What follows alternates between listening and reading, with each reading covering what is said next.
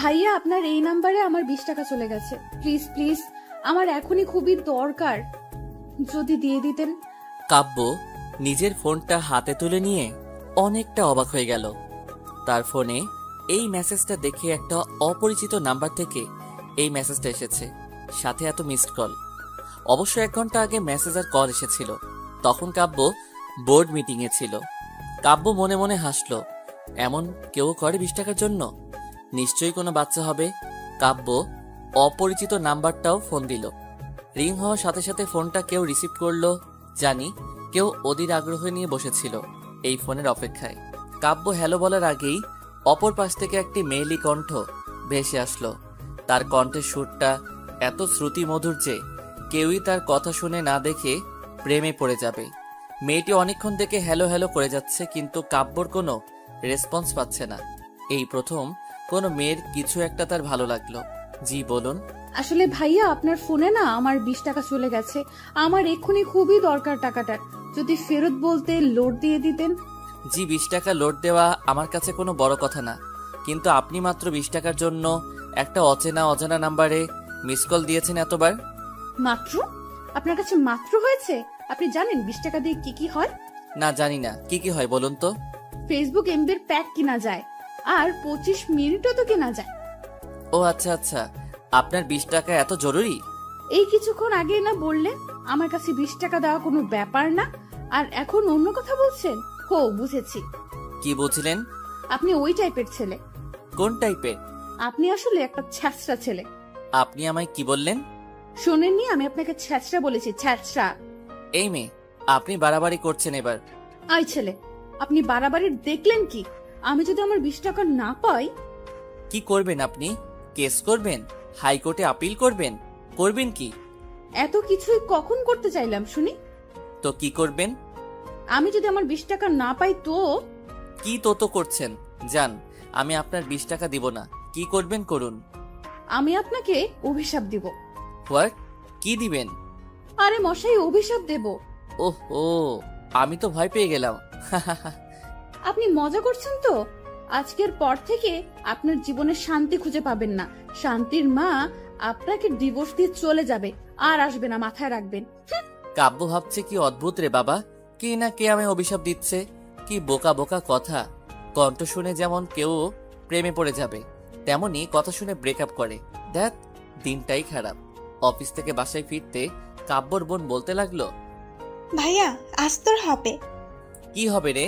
আজ পাত্রে দেখতে যাওয়ার কথা ছিল, আর তুই প্রতিবারের মতো এবারও ভুলে গেছিস। উফ, একটু মনে ছিল না। মা কোথায়? নিজের ঘরে সেজে গুজে বসে আছে। যা না, যা। এই চুপ কর তুই। আগে তোর বিয়ের ব্যবস্থা করতে হবে, বুঝলি?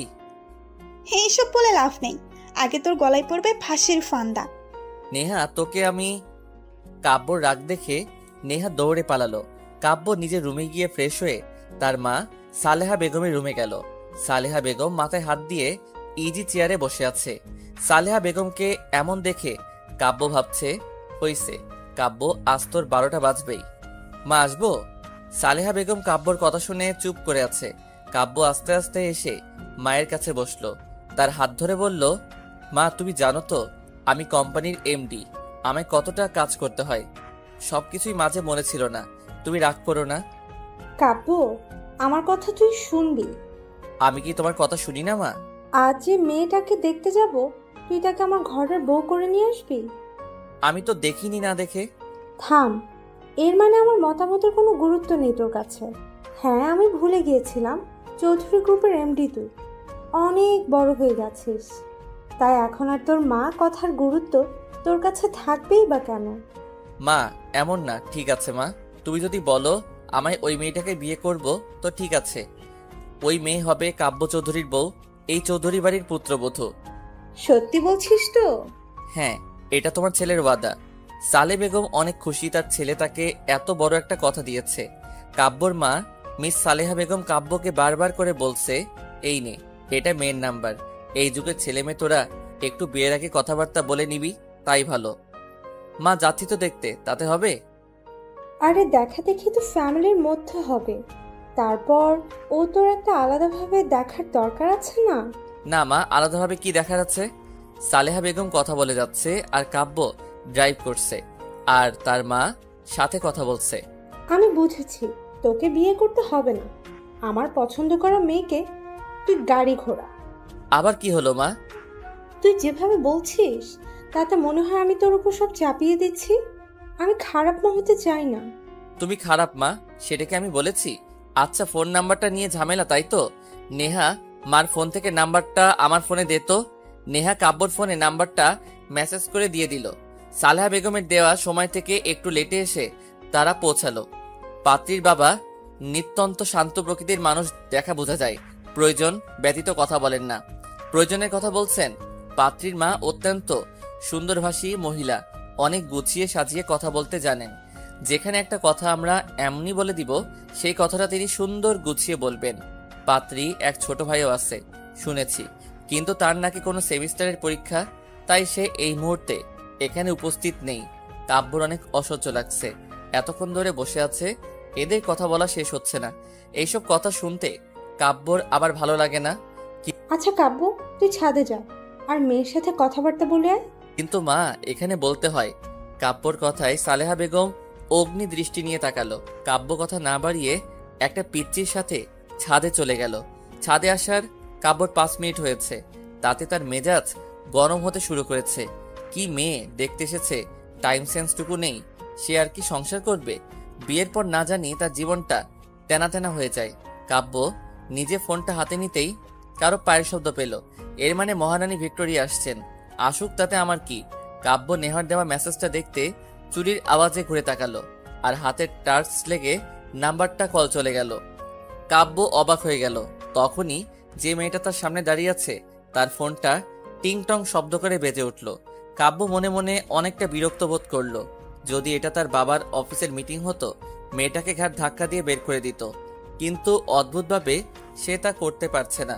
মেয়েটা একটু সরে গিয়ে ফোনটা রিসিভ করলো। কাব্য বিরক্তিকর দৃষ্টি নিয়ে তার দিক থেকে চোখ সরিয়ে নিয়ে নজর দিলে তার ফোনে আর সপ্তম আশ্চর্যের মতো হা করে তাকিয়ে দেখছে, একবার ফোনের দিকে আর একবার মেয়েটার দিকে। মেয়েটা যে হ্যালো হ্যালো করে যাচ্ছে, অদ্ভুতভাবে তা ফোনের বাহির থেকেও শোনা যাচ্ছে। ভাগ্যকে তো ধন্যবাদ দেওয়া উচিত, এই মেয়েটাকে সামনে পেয়েছি। এবার দেখাচ্ছি মজা। কাব্য ফোনটা হাতে নিয়ে মেয়েটির ঠিক পেছন গিয়ে দাঁড়ালো। আর এই যে miss. Hello hello hello hello করছি, শুনতে পাচ্ছেন না? কানে কি তুলা গুজে আছে? আমার কান পরিষ্কার আছে, মনে হচ্ছে কানের সমস্যাটা আপনার। কি আমার কানে সমস্যা? আপনি যদি ডাক্তার দেখান ঠিক বলে দিবে আপনি কত বড় ঠসা। ও আচ্ছা আচ্ছা, তারপর? তারপর কি? কি তারপর? আপনি আমার 20 টাকা দিবেন কিনা বলুন। একটু পিছনে ঘুরুন না। কেন, পিছুই ঘুরলেই কি আমি আমার 20 টাকা পেয়ে যাব? আচ্ছা মেয়ে তো আপনি, 20 টাকার জন্য যদি বলি ছাদ থেকে নিচে লাফিয়ে পড়ুন, তাই করবেন বুঝি? আমি কখন বললাম তাই করব? এক মিনিট। আপনার কথা না অনেক কাছ থেকে শোনা যাচ্ছে মনে হচ্ছে। কি মনে হচ্ছে বলুন বলুন। মনে হচ্ছে আপনি আমার খুব কাছে, হ্যাঁ, পিছে দাঁড়িয়ে কথা বলছেন। ও ও কি ও ও? এত যখন মনে হচ্ছে একটু পিছনেই ঘুরুন না। মেঘা ঘুরতে অবাক হয়ে গেল, কারণ কিছুক্ষণ আগে যে ছেলেটা তাকে দেখতে এসেছিল, সেই ছেলেটা ফোনটা হাতে নিয়ে তার পিছে দাঁড়িয়েছিল, আর এই ছেলেটা সেই ছেলে। এতক্ষণ পাগলের মতো বকবক করে যাচ্ছিল মেঘা, পিছে যে কেউ আছে তা খেয়াল করেনি। ওর মন যে কই যায় তা মাঝে মধ্যে ভেবে কুল কিনারা খুঁজে পায় না। হায় রে কপাল, মেঘা যে ছেলেটা ওকে দেখতে আসছে তার নাম্বারে 20 টাকা যেতেই হলো। আর অন্য কোনো নাম্বার কি দুনিয়ায় ছিল না? কি হতো ফোন নাম্বারটা কোনো মেয়ের হলে? এখন এই হাবলাকান্তকে আমি কি বলি? মনে মনে ভাবছে মেঘা। দুজনের মাঝে ক্ষণিকের নীরবতা। এবার মেঘা কাব্যর দিকে একটু চোখ দিল। কাব্য কালো রঙের শার্ট সাথে ব্লু জিন্স পরেছে, হাতে একটা ব্র্যান্ডের ঘড়ি আছে। গায়ের রং ধবধবে দুধের মতো হওয়া কালো রং বেশ মানিয়েছে তার স্ট্রেট চুলগুলো, হালকা বাতাসে উঠছে, বড্ড সিল্কি চুল মনে হচ্ছে। মেঘা যে তাকে এভাবে দেখছে, তাতে যে কাব্যর কোনো ভ্রুক্ষেপ হচ্ছে বা আছে তা বোধগম্য হচ্ছে না। সে নিজের মতো পকেটে হাত দিয়ে দাঁড়িয়ে আছে, কাব্য কিছুই বলছে না। তাই মেঘা নিজের নখগুলো দাঁত দিয়ে কামড়াচ্ছিল। হুট করে মেঘার মাথায় আসলো, এখন তো উনি আমার 20 টাকা দিয়ে দিতে পারে, এখন তো কোনো সমস্যা নেই। আচ্ছা, এখন তো আপনি আমায় 20 টাকা রিটার্ন দিয়ে দিতে পারেন। এত কিছুর পরও তুমি তোমার 20 টাকা নিয়ে পড়ে আছো। এই 20 টাকার জন্য তুমি আমায় ছেঁচড়া ছেলে বলেছো। তো ভুল বলেছি আপনি মনে নিচ্ছেন কেন? রাত গেছে, কথাও গেছে, মনে রাখার কি আছে? কিন্তু রাত তো যায়নি। মেঘা মনে মনে আমি ঢোক গিলতে লাগলো। যাহ, আমার 20 টাকার আশা আমায় ছেড়ে দিতে হবে। একটু আগে রাগ লাগছে দেখে তো অনেক বড়লোক মনে হচ্ছে। এত চিপড়ে কোয়ালিটির হইলে কিভাবে সম্ভব? রাগ উঠলে আমি উল্টাপাল্টা কথা বলে ফেলি। আমি হুট করে বলে ফেললাম, 20 টাকা দিচ্ছেন না? আর বিয়ে করে বউকে তো 1 টাকা দিবেন না, বাপের বাড়ি থেকে খরচ চালাতে হবে। মেঘার কথায় কাব্য রেগে গেল। তার চোখে স্পষ্ট রাগের ছাপ। মুহূর্তে চোখ জোড়া লাল হয়ে গেল। এখন হাতগুলো মুষ্টিবদ্ধ করে দাঁড়িয়ে আছে। কাব্য চেঁচিয়ে বলল, তুমি কি মিন করতে চাচ্ছ? প্রথম আমায় শাস্ত্রা বলছে, এখন কোন টাইপের বলতে চাচ্ছ? তোমাকে আমি বিয়ে করব আর তোমার বাবার টাকায় চলবো? How funny! তুমি তো রিজেক্টেড। আর 1 মিনিট না দাঁড়িয়ে কাব্য হনহন করে নিচে নেমে গেল।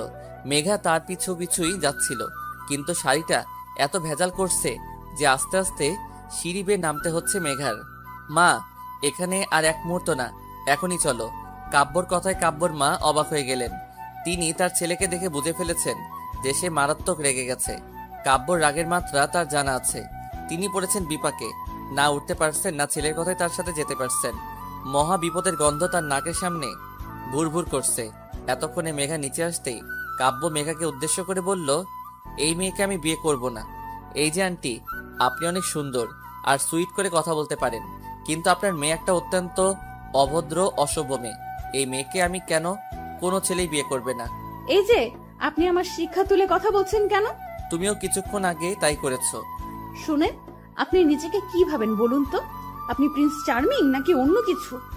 তুমি কি নিজেকে রানী ভিক্টোরিয়া না মোনালিসা মনে করো?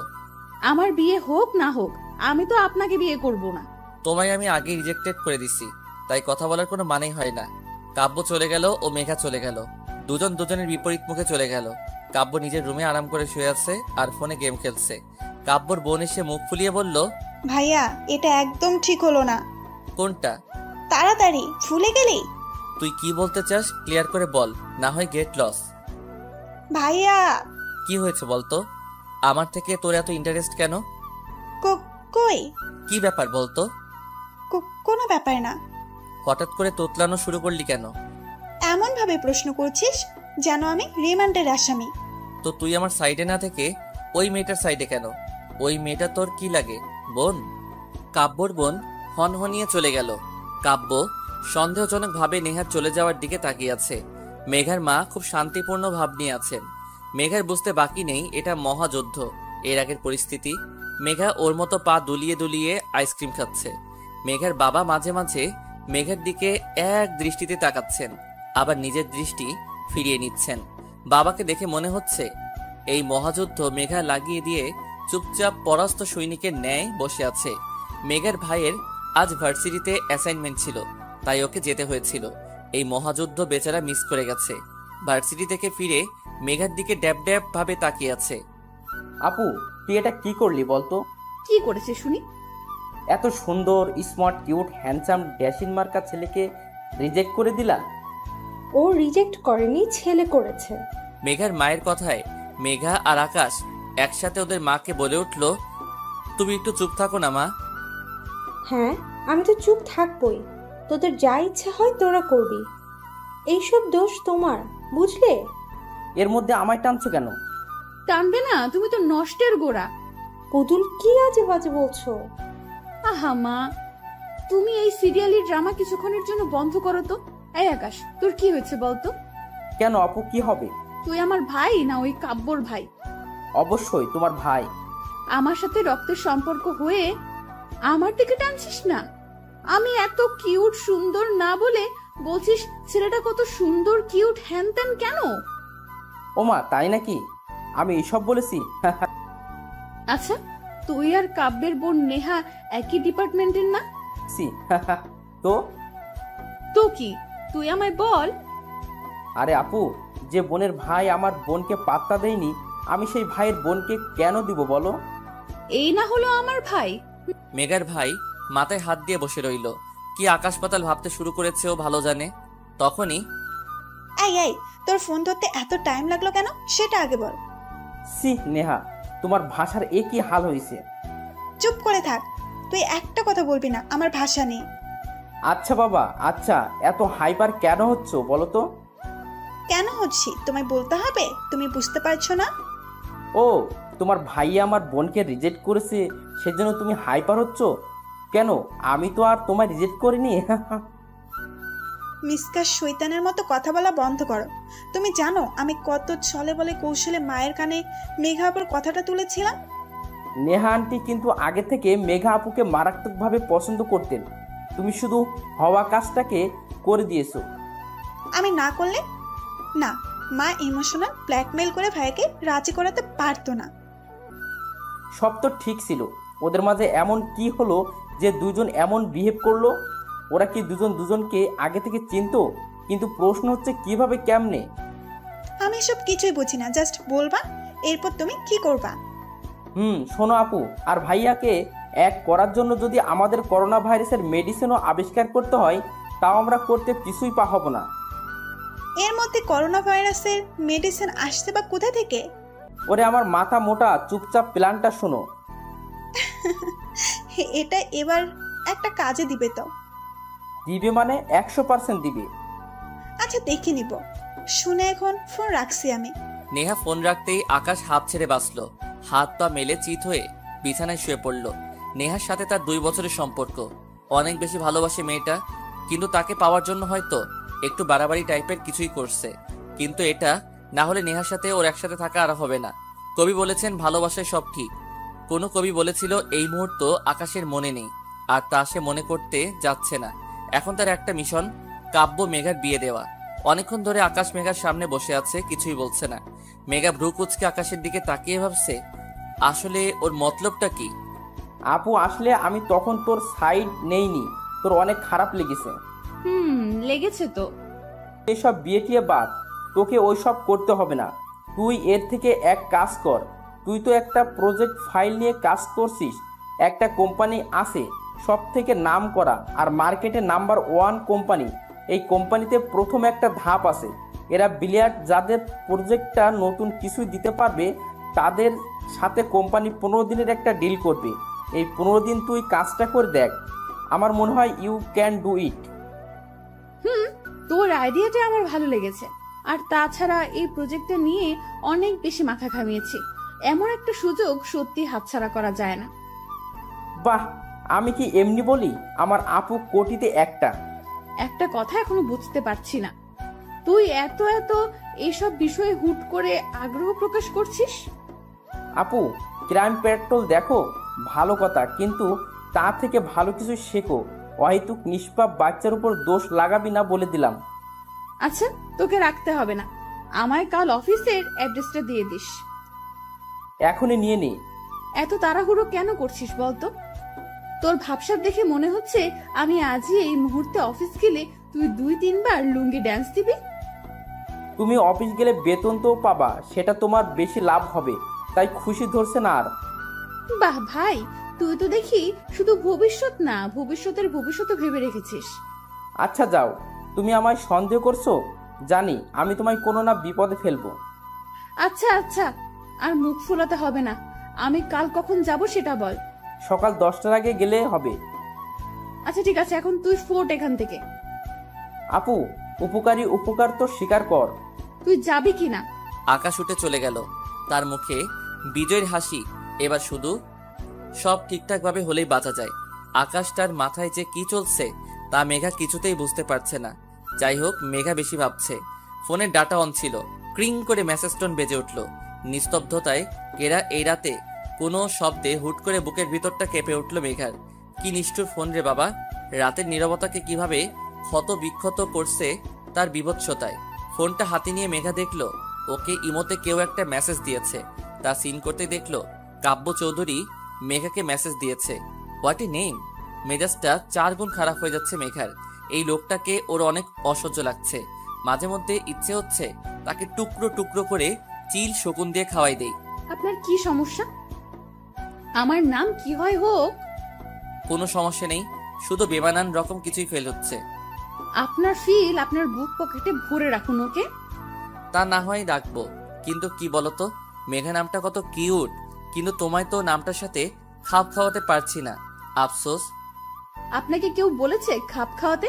আর আপনি কি বলতে চান? আমার নাম কিউট? আমি কিউট না? বাহ, এতক্ষণে তুমি একটা সঠিক কথা বলেছো। আপনি কিন্তু বেশি বাড়াবাড়ি করছেন। আপনাকে আমি অনেক অনেক। অভিশাপ দিবা?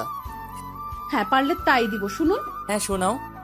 আপনার না বিয়ে হবে না, হলেও বিয়ে করা বউ টিকবে না, টিকলেও আপনার বাচ্চা কাচ্চা হবে না, আর হলেও সে মানুষ হবে না, আপনার মতো শয়তানের হাড্ডি হবে।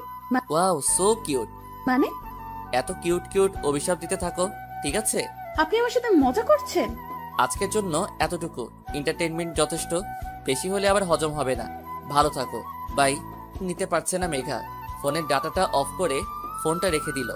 আর ভাবতে থাকলো, শয়তান বেটা, আমায় এইভাবে বললি তো তোর জীবন তেজপাতা হয়ে যাবে।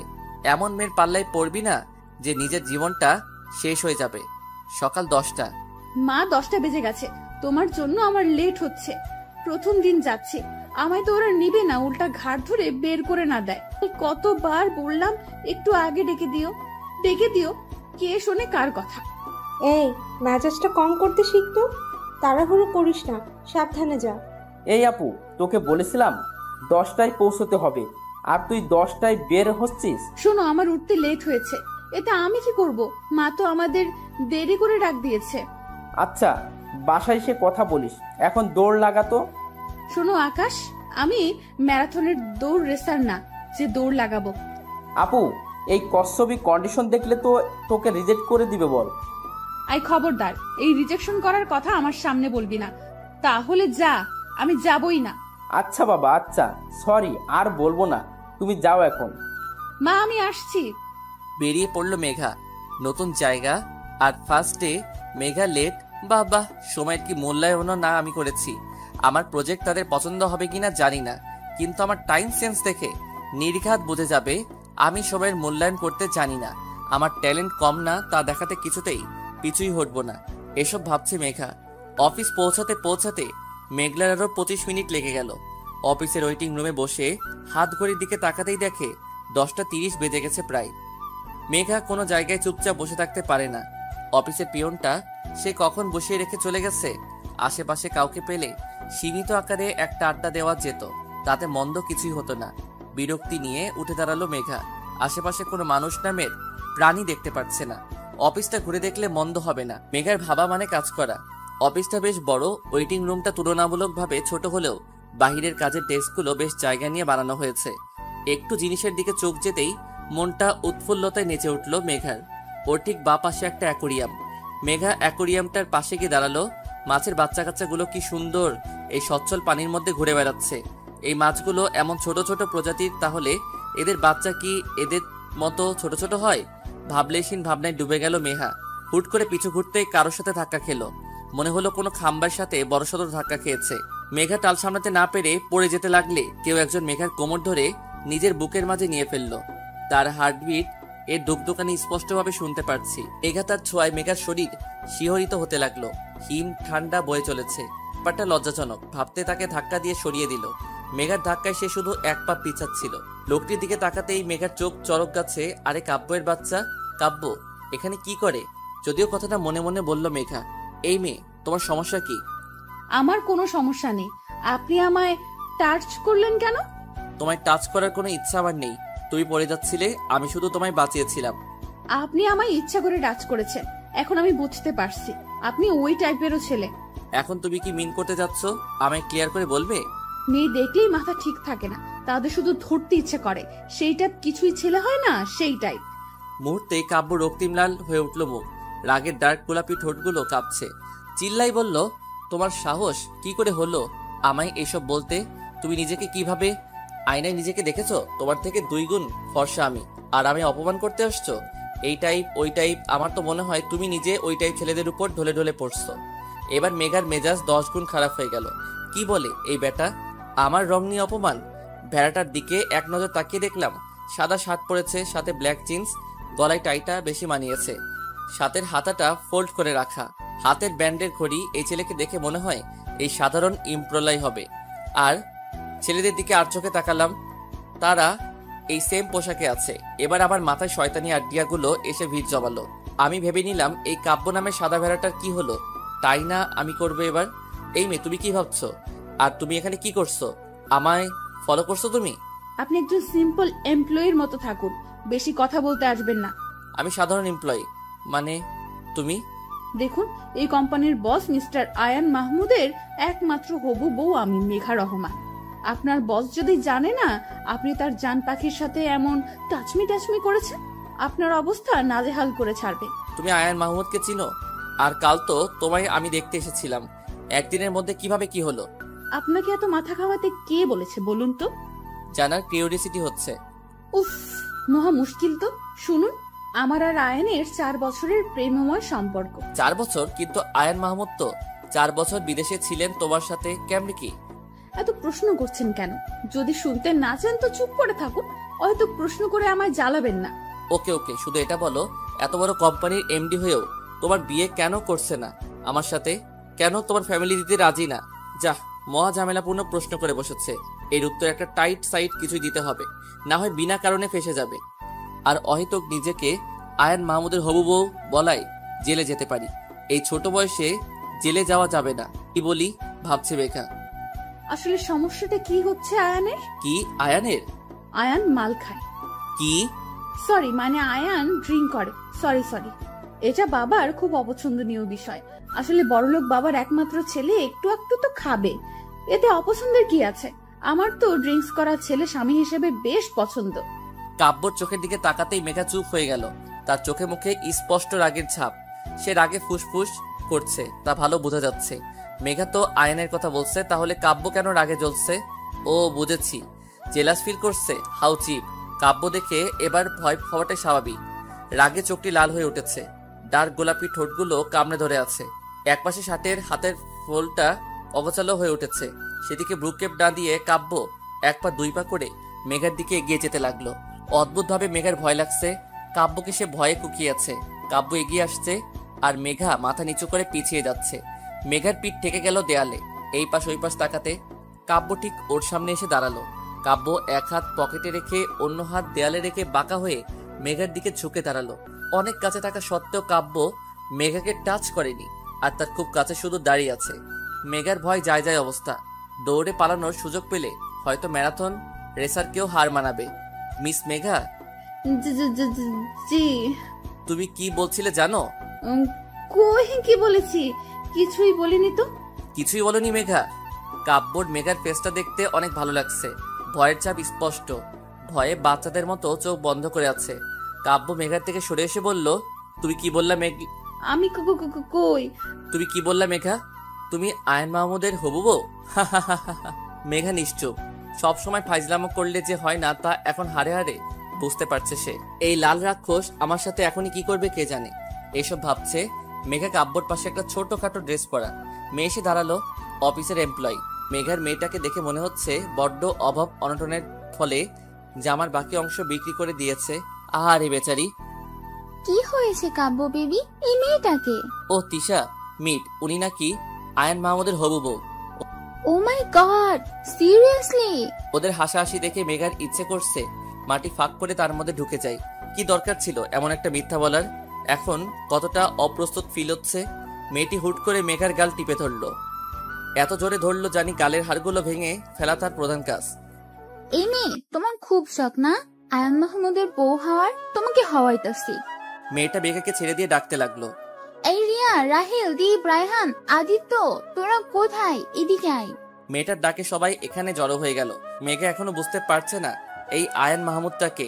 রোগা হ্যাংলা পাতলা একটা ছেলে বলে উঠলো, আরে রায়হান, দেখে এই মেয়েটা নাকি আয়ান মাহমুদের বউ। কিছুক্ষণ আগে তো শুধু 2 জন হাসছিল, এখন এরা সবাই মিলে হাসছে। কাব্য পকেটে হাত দিয়ে মেঘাকে বলল, ইউ ফুল, তুমি আদৌ জানো আয়ান মাহমুদকে? মেঘাকে সত্যি জানে না আয়ান মাহমুদকে, তাই হা করে তাকিয়ে থাকা ছাড়া আর কোনো কাজ ওর চোখে পড়ছে না। আমি আয়ান মাহমুদ কাব্য চৌধুরী। আল্লাহ বাঁচালে মেরি জান। এ কি, এর নাম তো কাব্য চৌধুরী, তাহলে রেলগাড়ির মতো এত লম্বা নামটা কই থেকে আসলো? এখন মেঘার কান্না করতে ইচ্ছে হচ্ছে, তাও যে সে কান্না না, মরা কান্না করতে ইচ্ছে হচ্ছে। ফ্লোরে বসে হাত পা ছড়িয়ে কান্না করতে ইচ্ছে করছে। বিড়বিড় করে বলতে লাগলো, তোমার মতো মেয়েরা কেমন হয় জানো মেঘা? প্রথমে বড়লোকের ছেলে দেখো, তাকে নিজের বোকা স্বভাব আর সৌন্দর্য জালে ফাঁসিয়ে ফুসলিয়ে বিয়ে করে নাও, এই তোমার কোয়ালিটি। কাব্যর কথাগুলো মেঘা চুপচাপ শুনে গেল। এমন কথা মেঘা 20 বছরে একবারও শুনেনি। কতটা নোংরা মনের মানসিকতা থাকলে এই কথাটা বলা যায় তা কল্পনা করেও খুঁজে পাচ্ছে না মেঘা। তুমি এই আয়ান মাহমুদ কাব্য চৌধুরীকে এই টাইপ সেই টাইপ বলছো। আজ তো আমার মনে হচ্ছে তুমি কোন টাইপের, নাকি তুমি পতিতালয়ের বাসিন্দা অনায়াসে বলে দিতে পারলা। তুমি আয়ান মাহমুদের হবু বউ। কাব্যর কথাগুলো শুনে মেঘা মাথা ঠিক রাখতে পারল না। মেঘার পাশ দিয়ে পিয়নটা যাচ্ছিল কারোর জন্য কফি নিয়ে, মাথা নিচু করে যাচ্ছে। তাকে দেখে মনে হয় বৃদ্ধা অভাবের তাড়নায় কাজটা করছে। এই নোংরা কথাগুলো শুনতে হয়তো তারও ভালো লাগছে না। মেঘা কিছুই না ভেবে কফির মগটা তুলে সামনের দিকে ছুঁড়ে মারল। কফির মগটা টাইলস করা মেঝেতে পড়ে ঝনঝন শব্দে ভেঙে গেল। মুহূর্তেই এক বিকট শব্দে মেঘা সামনের দিকে তাকাতেই দেখল কাব্য নিজের হাতে তাকে ফোনটা এক আছাড়ে ছিন্ন বিচ্ছিন্ন করে ফেলল। বিষণ্ণিত হয়ে গেল, কারণ মেঘা কফিটা তাহলে কাব্যর মুখেই ছুঁড়ে মেরেছে। তাই রাগে তিনি তার ফোনটা ভেঙে ফেললেন। মুহূর্তে কাব্য রিয়া নামের মেয়ে হাতে থাকা জুসের বোতলটি এক প্রকার ছিনিয়ে নিয়ে মেঘার সামনে এসে দাঁড়ালো। পুরো জুসের বোতলটা মেঘার মাথায় ঢেলে দিল। তাতেও বোধহয় তার শান্তি হলো না। মেঘার চুলের ঝুঁটি শক্ত করে ধরে ফেলল। মেঘা ব্যথায় কুকিয়ে উঠল। অনেক কষ্টে চোখের পানি ধরে রেখেছে মেঘা। কেউ একজন বলেছে চোখের পানি দুর্বলতার চিহ্ন, আর মেঘা তা কিছুতেই হতে দিতে পারে না। দাঁতের দাঁত চেপে কাব্য বলতে লাগলো, তোমার এত সাহস, আমার উপর কফি ছুঁড়ে মারো? তোমার কি হাল করি আমি, জাস্ট দেখো তুমি। কাব্য মুষ্টিবদ্ধ করে ধরেছিল মেঘার চুলগুলো, আর এক হাত দিয়ে মেঘার কাঁধের হাড়গুলো ভাঙার জন্য শক্ত করে ধরে কথাগুলো বলছিল। মেঘার পারল না নিজের চোখের গঙ্গা যমুনাকে আটকাতে।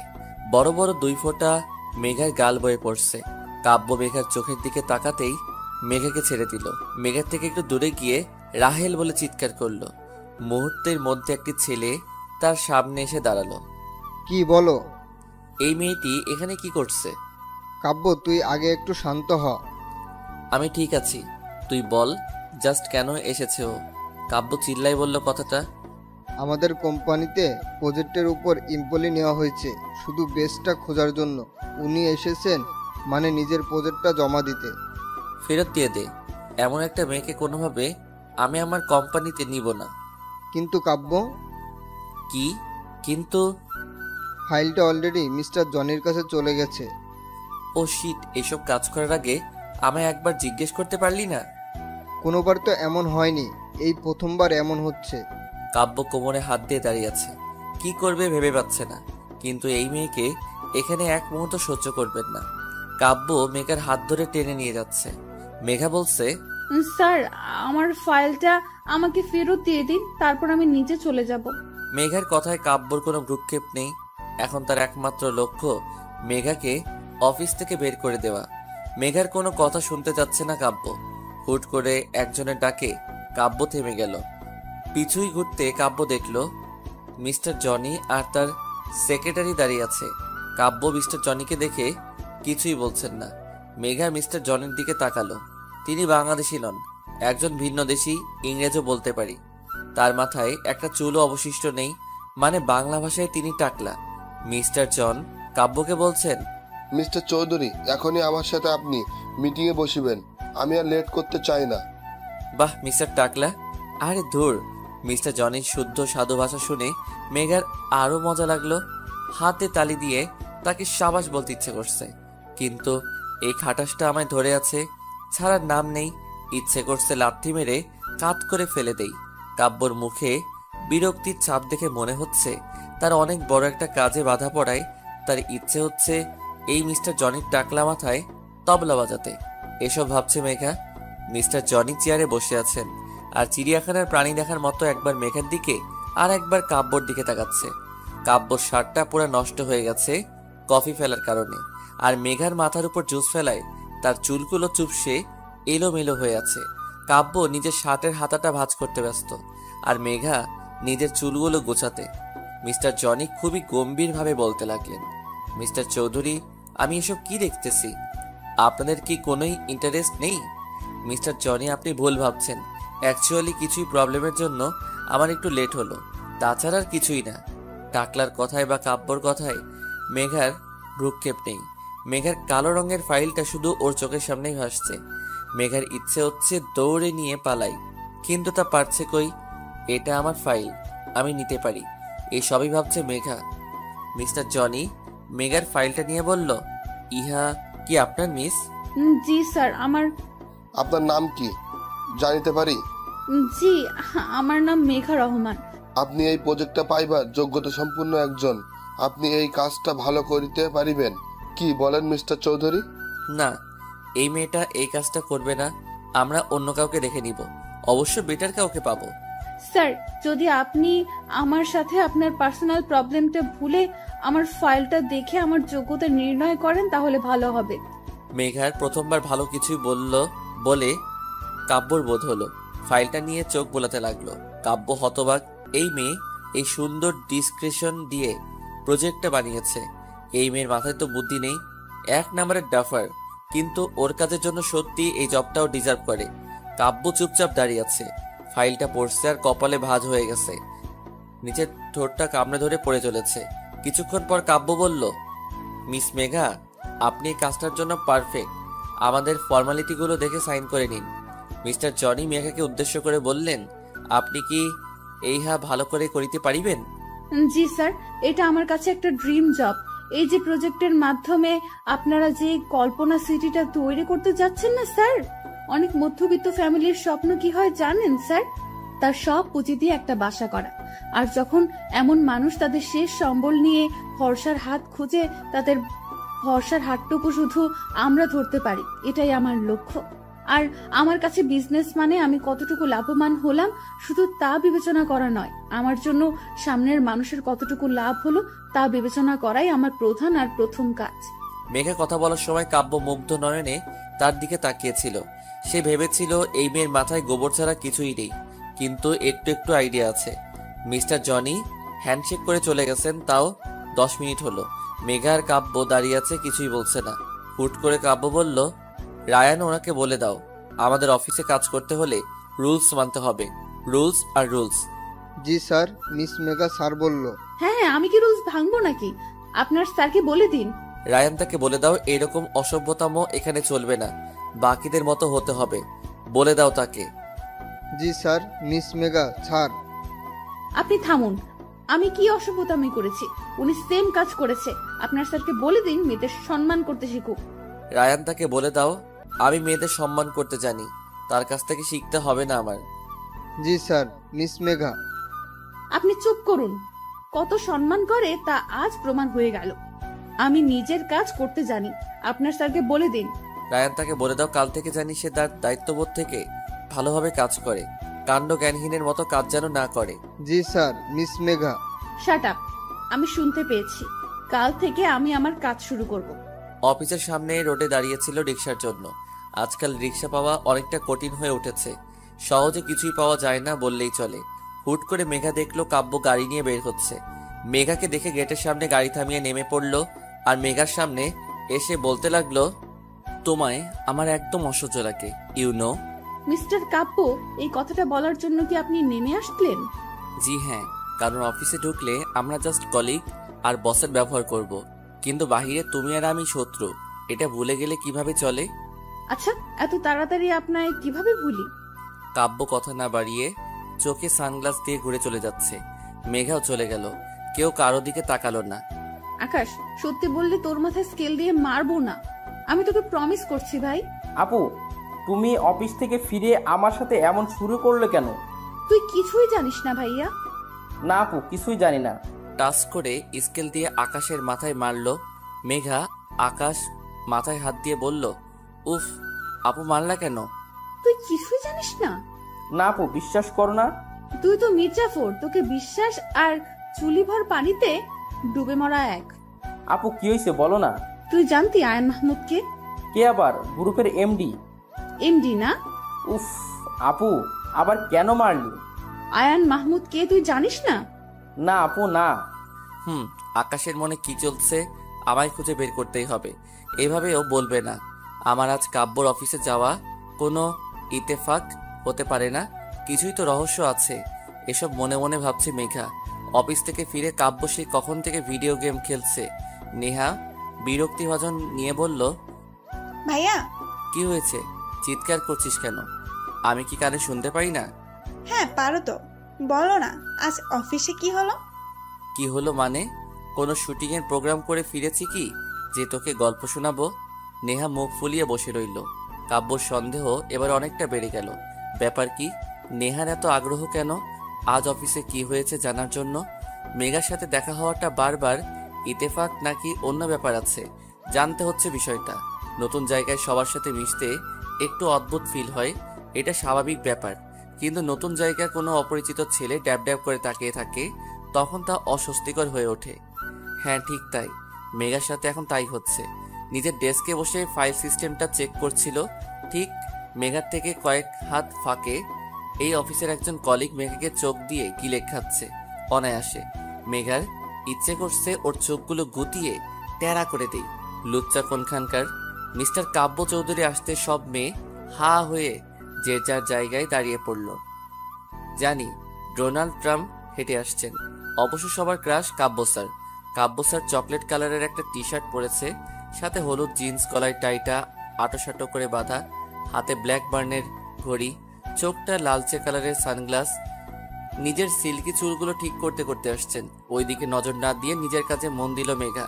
15 দিন পর আমার মুক্তি ভাবতেই আনন্দ নিকেতন গিয়ে দেই দেই করে নাচ করতে মন চাচ্ছে। উফ, জমজমাট বিষয়। এই সবই ভাবছে মেঘা। মেঘা নিজের কাজ অতি মনোযোগ সহকারে করতে লাগলো। বিপত্তি ঘটলো তখন, যখন অফিসের মনিটরটা আর কাজ করছে না। এখনো অনেক কাজ। মেঘা এখানকার পিয়নকে ডেকে কথাটা বলতেই তিনি ম্যানেজারকে জানালেন বিষয়টা।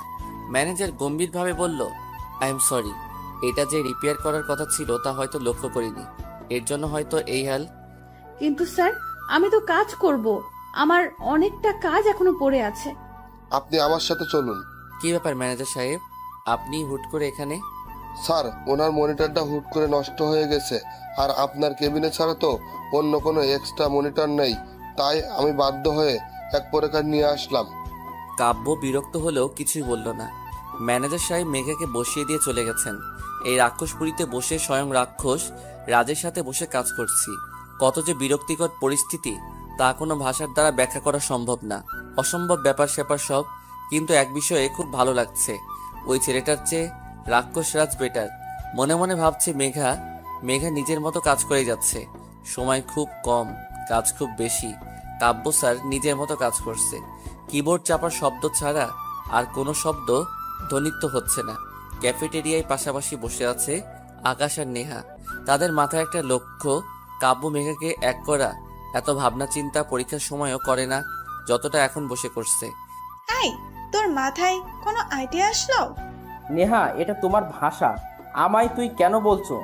যতদিন না তুই আমাদের ফ্যামিলিতে বলতে পারবি ততদিন আমি তোকে তুই বলবো। বাড়াবাড়ি হয়ে যাচ্ছে কিন্তু নেহা। বাড়াবাড়ির তুই দেখেছিস কি? এখন দেখাবো। ওরে বাবা, এখন আমাদের ঝগড়া না, এক থাকতে হবে। আমরা যদি আমার আপু তোমার ভাইয়ার মতো ঝগড়া করি তাহলে কি চলবে? হ্যাঁ, তা ঠিক বলছো, কিন্তু আমি তুই বলবো ফাইনাল। আচ্ছা, আমরা তো ওদের দুজনে অফিসে পাঠিয়ে দিলাম, কিন্তু ওরা কি এক হবে নাকি? বুঝতে পারছি না, কিন্তু এটা বলতে পারি আমার ভাইয়া কোনো মেয়ের দিকে তাকানো তো দূরে, তাকে পাত্তা দিবে না। এই, তুমি কি বলতে চাও? আমার বোন ছেঁচড়া তোমার ভাইয়ের গলায় ঝুলে যাবে? আজব তো, আমি তা বলেছি নাকি? কি বলতে চাচ্ছ সেটাও তো ক্লিয়ার করে বলছো না। আচ্ছা, আমার ভাই যদি কিছুই না করে, তোমার বোনও যদি কিছুই না করে, তবে কেমনে কি? নেহার কথায় আকাশ নেহা দুজনে কপালে হাত দিয়ে বসে রইল। কাজ করতে করতে বড্ড ক্ষুধা লাগছে মেঘার, তাই ব্যাগ থেকে চকলেট বের করলো। চকলেটটা মুখে পুরে দিতেই সামনের দিকে তাকাতেই দেখলো কাব্য মেঘার দিকে ভ্রু কুচকে তাকিয়ে আছে। কোনো মতে চকলেটটা গলা ধকৃত করে বলল, আপনারও চাই নাকি? আমি বাচ্চা না, এইসব আমি লাইক করি না। আচ্ছা, এইসব শুধু বাচ্চাদের খাবার কোন বইয়ে লেখা আছে একটু শুনি। স্টুপিড তোমাকেই বলবে। আপনি আমার কথার উত্তর দিতে পারবেন না সেটা বলুন। আমি কি তোমার সাথে কথা বলতে চেয়েছি? অদ্ভুত কথা বলতে বলেছে কে আপনাকে? I know I am cute, dashing, handsome, good looking person. কে বলেছে আপনি কিউট হ্যান ত্যান, আপনি তো পুরাই রাক্ষস। আপনার সাথে কথা বলতে যাব, তাও আমি? হোয়াট? এখন আমি কথা বলতে চাচ্ছি না, ডোন্ট ডিস্টার্ব মি। রাবিশ। অফিসের ক্লান্তিকর দিন শেষ করে বাসায় যাওয়ার পালা। মেঘা দাঁড়িয়ে আছে সিএনজি বা রিক্সার জন্য। হুট করে সেই অফিসের বিরক্তিভাজন লোকটা দাঁত কেলিয়ে মেঘার সামনে এসে দাঁড়ালো। মহা বিপত্তি বাঁধলো। হাই মিস, আমি তো আছি, তুমি তো মেঘা। এমন ভাবে তুমি বলছে জানি আমি ওর কলেজের ফ্রেন্ড। হাসি মুখে মাথা নেড়ে হ্যাঁ সূচক উত্তর দিল মেঘা। অফ, কেমন আছো তুমি? তুই গেলে আমি অনেক ভালো থাকবো। বিরক্ত হলেও আবার হাসি মুখে উত্তর দিল, জি ভালো। বাসার সবাই কেমন আছে? এমন ভাবে জিজ্ঞেস করছে বাসার সবাই কেমন আছে, জানি তুই আমার বাসায় সবার জন্য ত্রাণ পাঠাবি নাকি ডোনাল্ড ট্রাম্পকে পাঠিয়ে দিবি। হ্যাঁ ভালোই আছি। বিরক্তিকর ভাবে লোকটা কথা বলে যাচ্ছে। মেঘা পড়েছে মহা বিপদে। এই লোকটার ভাবসাব ভালো লাগছে না। এইদিকে কোনো রিক্সা সিএনজির উদ্দেশ্য পাচ্ছে না। মনে হচ্ছে শহরের সব অটো রিক্সা সিএনজির বাপ মারা গেছে, তার 40-এই সবাই চলে গেছে। গেট দিয়ে কাব্যর গাড়িটা বের হলো। ঠিক মেঘার পাশে সে গাড়িটা থামায়। কাব্য গাড়ির দরজা খুলে দিয়ে হর্ন বাজাতে লাগলো। উফ, এই লোকটা কি ভালোভাবে বলতে পারে না আমি লিফট দিচ্ছি চলে আসো। এই মুহূর্তে এই লোকটার থেকে কাব্য বেটার অপশন। চারিদিকে অন্ধকার ঘনিয়ে আসছে। বিপদ আপদ কখন হবে, আর একা একটা মেয়ের জন্য বিপদ বলে কই আসে না। মেঘা চট করে লোকটাকে পাশ কাটিয়ে কাব্যর গাড়িতে উঠে পড়ল। কাব্য নিজের মতো গাড়ি চালিয়ে যাচ্ছে। মেঘার দিকে তার কোনো ভ্রুক্ষেপ নেই বললেই চলে। উফ, সিটে গায়ে এড়িয়ে দিলাম। সারাদিনের ক্লান্তিতে চোখটি লেগে আসতেই ঘুমিয়ে পড়লাম। ফোনটা হচ্ছে সব ঝামেলার মাথা। মেঘা ঘুমের রাজ্য রানী হয়ে ঘুরে বেড়াচ্ছিল, আর তখনই তাতে বাধা হয়ে উত্তেজিত হয়ে ডেকে চলেছে মেঘার ফোনটা। চোখ মেলে ফোনটাই তুলতে, এই আপু, তুই কই? কেন? বাসায় যাচ্ছি। রাত 7টা বেজে গেছে আর তুই কেবল বলছিস আমি বাসায় যাচ্ছি। আকাশের কথায় মেঘার মাথায় আকাশ ভেঙে পড়ল। ফোন রেখে চারপাশ তাকিয়ে দেখলো মেঘা ঘুমানোর আগে যেখানে ছিল সেখানে আছে, আর কাব্য ড্রাইভিং সিটে চুপচাপ বসে আছে। এইদিকে আকাশ মনে হয় ফোন থেকে পারলে বেরিয়ে আসবে। তুই ফোন রাখ, জ্যামে আটকে আছি, আসছি। স্যার, আমরা কোথায়? যেখানে ছিলাম সেখানে আছি। কিন্তু কেন? আমি কি তোমার ড্রাইভার যে তুমি ঘুমাবা আর আমি ড্রাইভ করব? স্যার, এটা আগে বলতে পারতেন। এটা ঘুমানোর আগে ভাবা উচিত ছিল। ওকে স্যার, আমি ঘুমাবো না, প্লিজ এখন গাড়িটা স্টার্ট করেন। কাব্য হালকা হেসে গাড়ি চালাতে লাগলো। তখনই, মেঘা, আমি তোকে আগেই বলেছিলাম রাতে করে তুই বাহিরে থাকবি না। কে শুনে আমার কথা? এ বাড়িতে চলে আমার কথা? মা আসলে। মেঘাকে থামিয়ে দিয়ে মা আবার বলতে লাগলো, দেখ মেঘা, তোর কাজ করার কোনো দরকার নেই। তুই স্ট্রেস কেন নিচ্ছিস? মা, আমার কিছুই হবে না। সারা জীবন কি এইভাবে বসে থাকলে চলবে আমার? মেঘা, যদি এরপর থেকে কোনোদিন তোর রাতে ফিরতে লেট হয় তো তোর কাজ বন্ধ, এটা মাথায় রাখিস। 15 দিনের জন্য হলেও কাজটা আমায় করতে হবে মা। আমি কিছুই জানি না মেঘা। মেঘার মার ভাঙা রেকর্ড শুরু হয়ে গেছে। নন স্টপ চলতে থাকবে। এখন রাতে মেঘার বাবা আসবে, তার সামনে স্টার জলসা সিরিয়াল হবে। উফ, এর বদলে ডিনার শেষ করে ঘুমিয়ে নেই। মেঘা অফিসে মেঘার কাজের আজ 4র্থ দিন। প্রতিটা দিন মেঘাকে এখন কাব্যর কেবিনে বসে কাজ করতে হয়। কাব্যর সাথে মেঘার কাজ বিষয় ছাড়া কোনো কথা হয় না। যদি বা হয় তার শেষ পরিণতি সেই কথা না বলাই হয়। মেঘা সেই দিকে বিশেষ ভ্রুক্ষেপ নেই। এই কাজটা শেষ হলে মেঘা হাঁপ ছেড়ে বাঁচে। মেঘা 1 কাপ কফি নিয়ে কাব্যর কেবিনে আসতে ধাক্কা লেগে কফিগুলো কাব্যর গায়ে পড়ে গেল। জিব্বায় কামড় দিয়ে মেঘা বলল, সরি স্যার, সরি। এই তুমি কি চোখ আকাশে তুলে চলাফেরা করো? এখন আমি কিভাবে যাব মিটিংয়ে? স্যার, সিম্পল বাসায় গিয়ে চেঞ্জ করে তারপর যাবেন। চুপ করো। আমি এত চেষ্টা করি তোমার থেকে দূরে থাকার, সেই। দেখুন স্যার, আমি ইচ্ছে করে আপনার সামনে আসিনি। ওহ, আমারই ভুল। আমি তোমার সামনে চলে এসেছি। এটাই হয়তো স্যার। তোমার কথা আমার জাস্ট অসহ্য লাগছে, জাস্ট অসহ্য। সহ্য করতে কে বলেছে? আই উইশ তোমার মুখটা জানি আমার আর না দেখতে হয়। এই শরত, আমি বের হব বলে কাব্য চলে গেল। আজ কাব্য নিজের কাজের জন্য অফিসের বাহিরে গেছে। উফ, পুরা ক্যাবিন মেঘার ভাবতে লুঙ্গি ড্যান্স করতে ইচ্ছে হচ্ছে ওর। কিন্তু তার বলা কঠিন থেকে কঠিনময় কথা শোনার পর মনটা প্রচন্ড খারাপ হয়ে গেছে মেঘার। বাহিরের আকাশটা কালো হয়ে আসছে। ধীরে ধীরে মনে হয় ঝড় উঠবে। এই কয়েকদিন মেঘাকে কাব্য ড্রাইভ করে বাসায় পৌঁছে দিয়েছে, বাট আজ কাব্য নাই। সেই দিনের মতো আজও সিএনজি রিক্সা কিছুই পাচ্ছে না। মেঘা আজ বের হতেই এক্সট্রা লেট হয়েছে। অন্ধকার ঘনিয়ে আসছে, তারপর বৃষ্টি হবে বলে বোধ হচ্ছে। দূরের চায়ের দোকানে বসে আসিফ নামের ছেলেটি মেঘাকে লক্ষ্য করে যাচ্ছে। কেমন জানি ভয় হতে লাগলো মেঘার। মেঘা ফোনটা ব্যাগ থেকে বের করে হাঁটা শুরু করলো আর আকাশকে ফোন দিতে লাগলো। অদ্ভুত বিষয় কি জানেন, যখন আমাদের কারো প্রয়োজন হবে তখন তাকে পাবোই না, ফোনে তো আরও না। হয়তো তার ফোন বন্ধ আসবে, নয়তো ধরবে না। মেঘার সাথে তাই হচ্ছে। পিছু ফিরতেই মেঘা দেখলো আসিফ নামের ছেলেটি মেঘার পিছুই পিছুই আসছে। তাকে দেখে দ্বিগুণ স্পিডে দৌড়াতে লাগলো মেঘা। শুধু একটা শব্দ এই মুহূর্তে মেঘার কানে আসছে, আর তা মেঘার হৃৎপিণ্ডের ধুকধুকারি শব্দ। চারিদিকটা কেমন জানি অন্ধকার হয়ে আসছে। কোনো কিছুই না দেখে পাগলের মতো দৌড় চলছিল মেঘা। ক্লান্ত হয়ে নিস্তেজ হয়ে পড়েছে মেঘা, সবকিছুই গোলাটে লাগছে। হুট করে সামনের গাড়ির হেডলাইটের আলো চোখে এসে পড়ায় আর কিছুই দেখতে পারল না মেঘা। রাস্তা ধরা লোকজনের ভিড় জমলো, কিন্তু কেন কিছুই আর মাথায় আসছে না মেঘার। রাত 9:30। মেঘার মার প্রেশারটা বেড়েছে, তিনি সোফায় গা এলিয়ে দিয়ে শুয়ে আছেন। আকাশ অস্থিরভাবে পায়চারি করছে আর বারবার মেঘার ফোনে ফোন দিয়ে চলেছে। প্রতিবারের মতো মেঘার ফোনটা অফ আসছে। বাহিরে প্রচুর বৃষ্টি হচ্ছে, এক ঝড় তুফানে এলোমেলো করে দিচ্ছে শান্ত শহরটাকে। আকাশ বসে না থেকে রেইনকোটটা পরে বাইকের চাবিটা নিয়ে যেতেই মেঘার মা বললেন, তোর বাবা 2 দিনের কাজে বাহিরে গেছে, তাকে বিষয়টা জানাবো? না মা, বাবাকে এখন কিছুই বলা ঠিক হবে না। আচ্ছা। আকাশ যেতেই আবার মেঘার মা বলে উঠল, হ্যাঁ রে, মেঘার কিছুই হবে না তো? ভয়ে আকাশের মুখটা চুপসে গেল। আপুর যদি কিছু হয় তার জন্য শুধু সে দায়ী থাকবে, এসব তার জন্য হচ্ছে। আকাশ আর কিছুই না বলে বেরিয়ে গেল। তুমুল বৃষ্টির মধ্যে মেঘাকে আকাশ অনেক জায়গায় খুঁজলো, কিন্তু না পেয়ে বাধ্য হয়ে কাব্যদের বাসায় গেল। 10:20। এই ঝড় বৃষ্টির রাতে কে আসতে পারে তা ভাবে বাড়ির কাজের লোকটা দরজাটা খুলে দিল। চুপ সে ভিজে গেছে আকাশ। আকাশ ভিতরে এসে বলল, কাব্য ভাইয়া বাসায় আছেন? অদ্ভুতভাবে তাকিয়ে আছে কাজের লোকটি, কোনো উত্তর দিচ্ছে না সে। এবার আকাশ চেঁচিয়ে বলল, কাব্য ভাইয়া বাসায় আছে? আকাশের চিৎকার শুনে নেহা নেমে এসে অবাক হয়ে গেল। এই বৃষ্টির রাতে সে এখানে? তুমি এখানে কি করছো? কাব্য ভাইয়া কই? কেন উপরে? আকাশ নেহার হাত ধরে উপরের দিকে নিয়ে গেল। নেহাকে আর কোনো কথা বলার সুযোগ দিল না। কাব্যর রুমের সামনে এসে নেহা অনেকক্ষণ ধরে ডেকে যাচ্ছে। কাব্যর কোনো সারা শব্দ পাচ্ছে না। অনেকক্ষণ পর কাব্য উঠে এসে বলল, কি হয়েছে নেহা? চোখ ডলতে ডলতে এসে দরজা খুলে দাঁড়ালো। আকাশকে দেখে কাব্য অনেকটা হতবাক হলো। এই ছেলেটা এত রাতে এখানে কি করছে? ভাইয়া, আপনি মেঘা আপুকে দেখেছিলেন? কেন, মেঘা বাসায় ফিরেনি?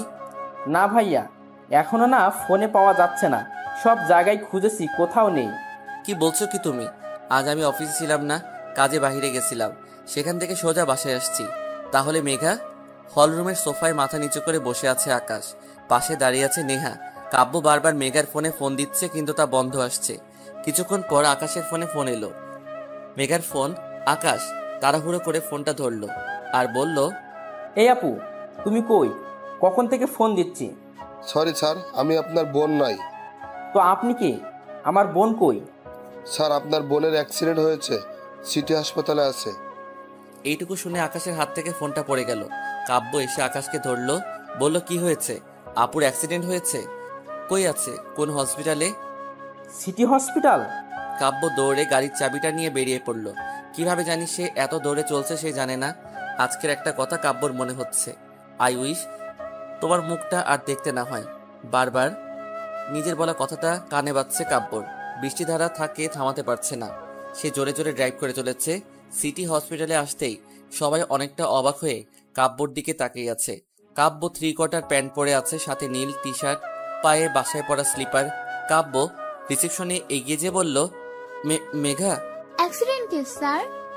জি। I am sorry sir. মানে? না না, আমি ইনজেকশন দিব না, আপনি বোঝার চেষ্টা করুন। আমার কাছ থেকে এটা দূরে রাখুন, দূরে রাখুন বলছি।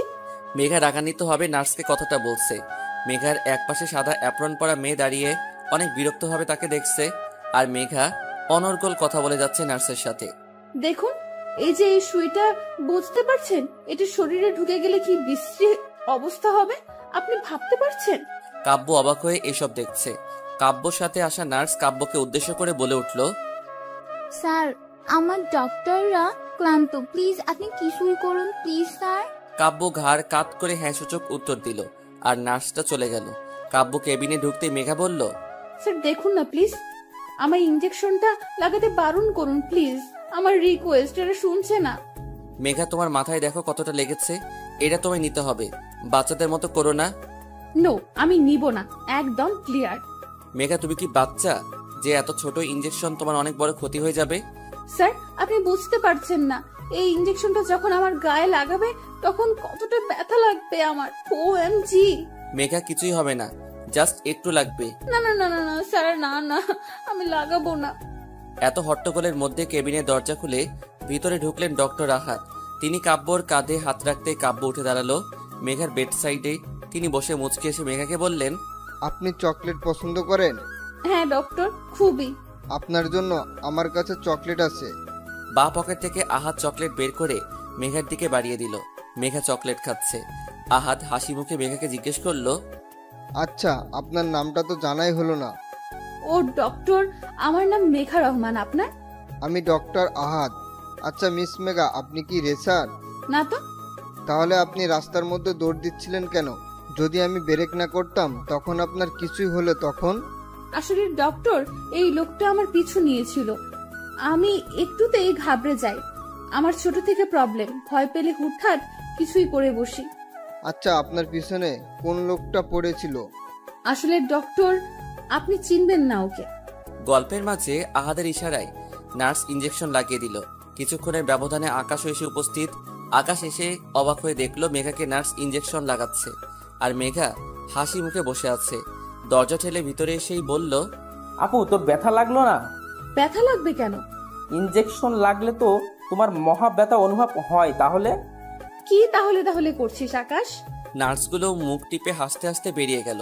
ভ্রু কুচকে বলতে লাগলো, এই কি হলো, সবাই হাসতে হাসতে বের হয়ে গেল কেন? আপু, তুমি ঠিক আছো তো? ওহ কেমন, আকাশ ও মেঘা ওর খারাপ থাকার কথা না, কিন্তু ওর জন্য আর বাকি সবাই খারাপ থাকবে ওকে? দেখুন স্যার, আপনি আমায় এভাবে বলতে পারেন না। আমি তোমায় বলিনি মেঘা। কিন্তু কথাটা তো আমার জন্য ছিল স্যার। ওয়াও, তুমি বুঝতে পেরেছো তাহলে? তোমার মতো বাচ্চা কাচ্চা মানুষ আবার কথা বোঝে? আমি মোটেও বাচ্চা নই। শাট আপ মেঘা, এটা একটা হসপিটাল, ঝগড়া করার প্লেস না। কিন্তু আপনি। Shut up. কাব্যর কথায় মুখ ফুলিয়ে বসে থাকলো মেঘা। কাব্য ডক্টর আহাদের সাথে হ্যান্ডশেক করতে করতে বলল, হ্যালো ডক্টর, আমি আয়ান মাহমুদ, কাব্য চৌধুরী। হ্যালো, আমি মাসুদ রায়হান আহমেদ। ডক্টর, আপনাকে মেনি মেনি থ্যাঙ্কস। আরে আপনি আমার লজ্জা দিচ্ছেন এখন মিস্টার চৌধুরী, এটা তো আমার কর্তব্য। আচ্ছা, আমরা কি মেঘাকে বাসায় নিয়ে যেতে পারি? জি অবশ্যই, উনি বাসায় থাকলে তাড়াতাড়ি সুস্থ হয়ে যাবেন, আর ওনার দিকে খেয়াল রাখবেন। এভাবে রাস্তাঘাটে দৌড়াদৌড়ি করলে বড় অ্যাক্সিডেন্ট হয়ে যেতে পারে। জি ডক্টর, এরপর আমরা ফুল খেয়াল রাখবো। এবার আমরা আসি। মিস্টার চৌধুরী, আমার মনে হচ্ছে আপনার একটু বেশি তাড়া আছে। যাই হোক, রিসেপশনে গিয়ে ফর্মটা পূরণ করে দিয়ে আসুন, তারপরে পেশেন্টকে নিয়ে যান। কাব্য আকাশকে উদ্দেশ্য করে বলল, তুমি ফর্মালিটিগুলো পূরণ করে আসো, আমি মেঘাকে নিয়ে বের হচ্ছি। আকাশ চলে গেল। ডক্টর মেঘার দিকে এগিয়ে এসে বলল, তো মিস মেঘা, আমাদের আর দেখা হচ্ছে না তাহলে? তা কেন ডাক্তার, আপনি আমার জীবন বাঁচিয়েছেন, আপনার সাথে তো ফ্রেন্ডশিপ করা যায়। জি, আপনি চাইলে অবশ্যই করণীয় এটা। কাব্যর আহাতকে পছন্দ হচ্ছে না, তার মতো সে নিত্যন্ত গায়ে পড়া ছেলে, তার মধ্যে এই কথাগুলো আরো ভালো লাগছে না। কাব্য এগিয়ে এসে বলল, মেঘা উঠো উঠো, আমাদের যেতে হবে। মেঘা অবাক হয়ে বলল, হ্যাঁ স্যার, আমি উঠছি তো। উফ, আন্টি টেনশন করছে, তুমি বুঝতে পারছো না, এখনই যেতে হবে। মেঘা ডক্টরকে আরো কিছুই বলতে যাবে, তখন কাব্য মেঘাকে থামিয়ে দিয়ে বলল, ডক্টর, আপনার সাথে আমরা অন্য সময় মিট করব, এখন তো আমাদের আসতে হচ্ছে, সরি ডক্টর। মেঘা, তুমি এখনো বসে, চলো চলো। কাব্য মেঘাকে নিয়ে বেরিয়ে গেল। আহাদ মেঘার যাওয়ার পানে তাকিয়ে আছে। অদ্ভুতভাবে মেয়েটা তার ভালো লেগে গেছে। কাব্য মেঘাদের ড্রয়িং রুমে সোফায় বসে, তার অদ্ভুত লাগছে। পরনে 3/4 প্যান্ট, সাথে টি শার্ট। মেঘার মা কাব্যকে বলতে লাগলো, তুমি না থাকলে কি যে হতো বাবা। মেঘা তার মাকে বাধা দিয়ে বলল, স্যার কিছুই করেননি, সব তো করেছেন ডক্টর আহাদ। উনি তো মেঘাকে। কাব্য থামিয়ে দিয়ে বলল, আন্টি আপনি টেনশন করবেন না, কাল থেকে আমার ড্রাইভার মেঘাকে ড্রপ করে নিয়ে যাবে, আসবে। কাব্য, তুমি যে কথাটা শুনিয়ে কতটা শান্তি দিলে আমায়, তা বলার মতো না।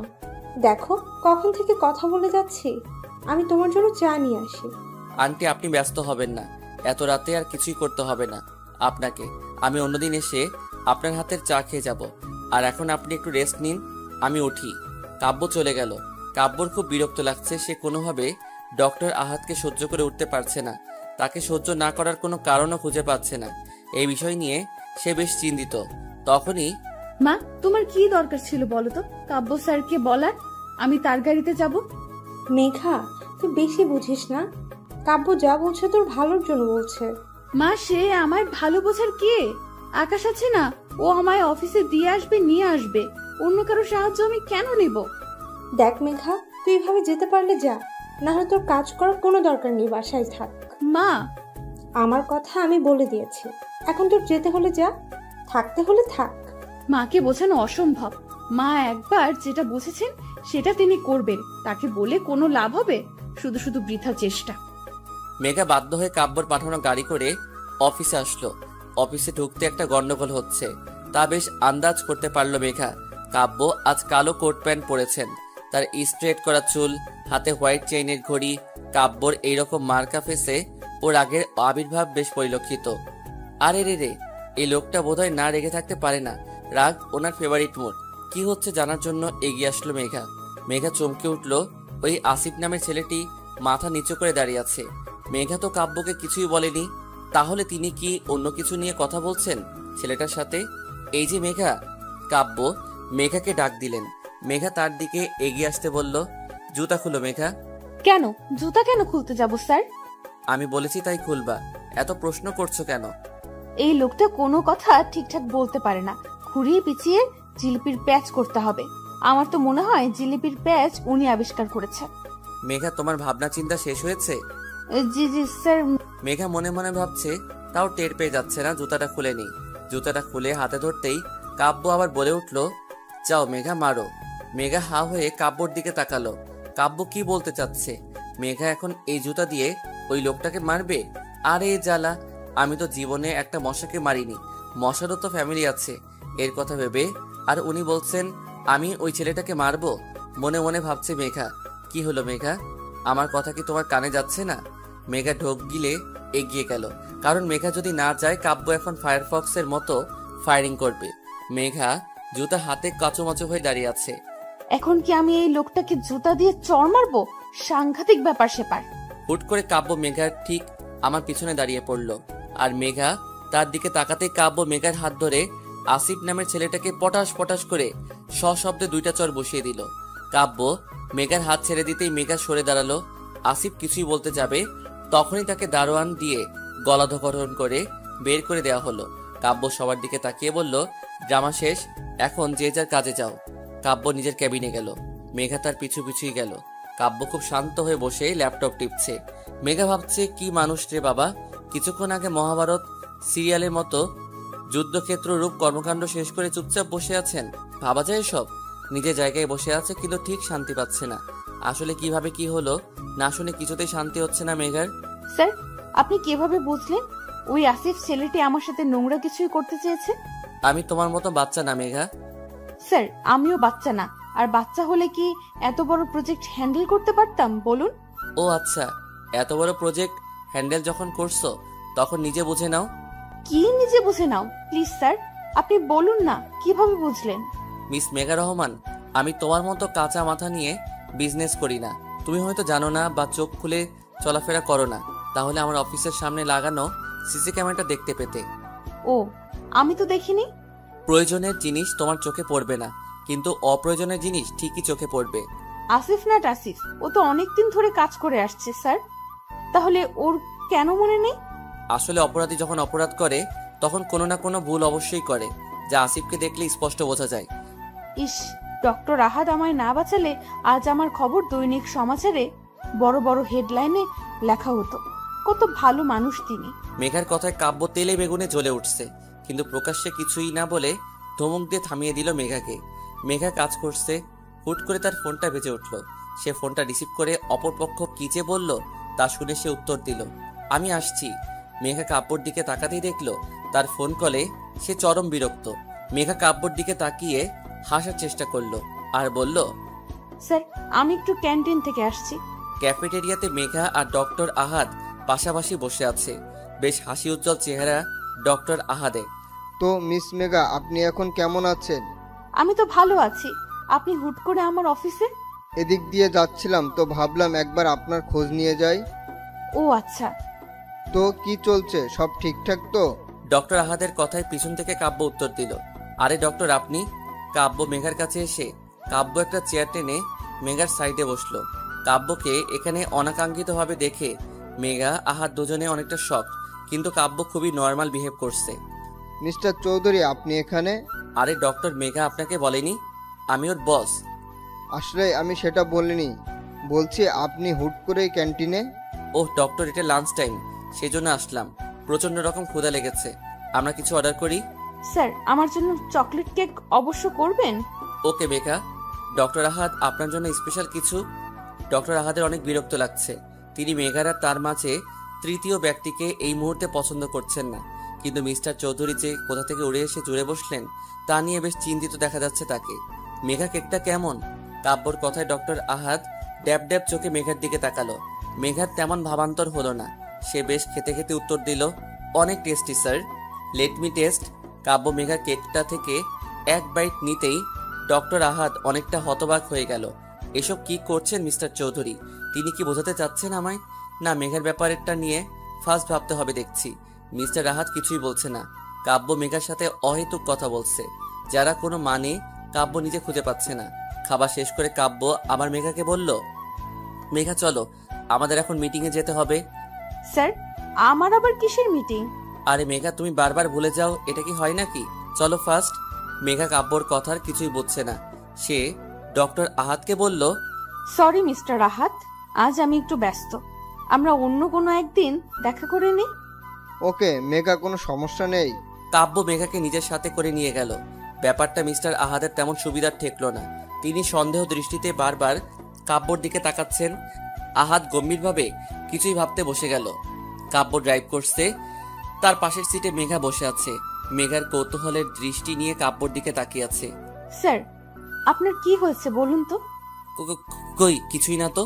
কিছু তো হয়েছে স্যার, আপনি ডক্টর আহাদের সামনে এটা দেখানোর চেষ্টা করলেন কেন যে আপনি আর আমি এত ক্লোজ? আরে মেঘা, আমাদের কোম্পানির একটা রিপিটেশন আছে না, এভাবেই সবাই যদি ভাবে আমাদের কোম্পানির এমপ্লয়ীদের সাথে খারাপ ব্যবহার করি তাহলে মার্কেটে আমাদের বদনাম হবে। কিন্তু স্যার আপনি আমায় মিটিং এ কেন নিয়ে যাচ্ছেন? আমার তো কোনো কাজ নেই।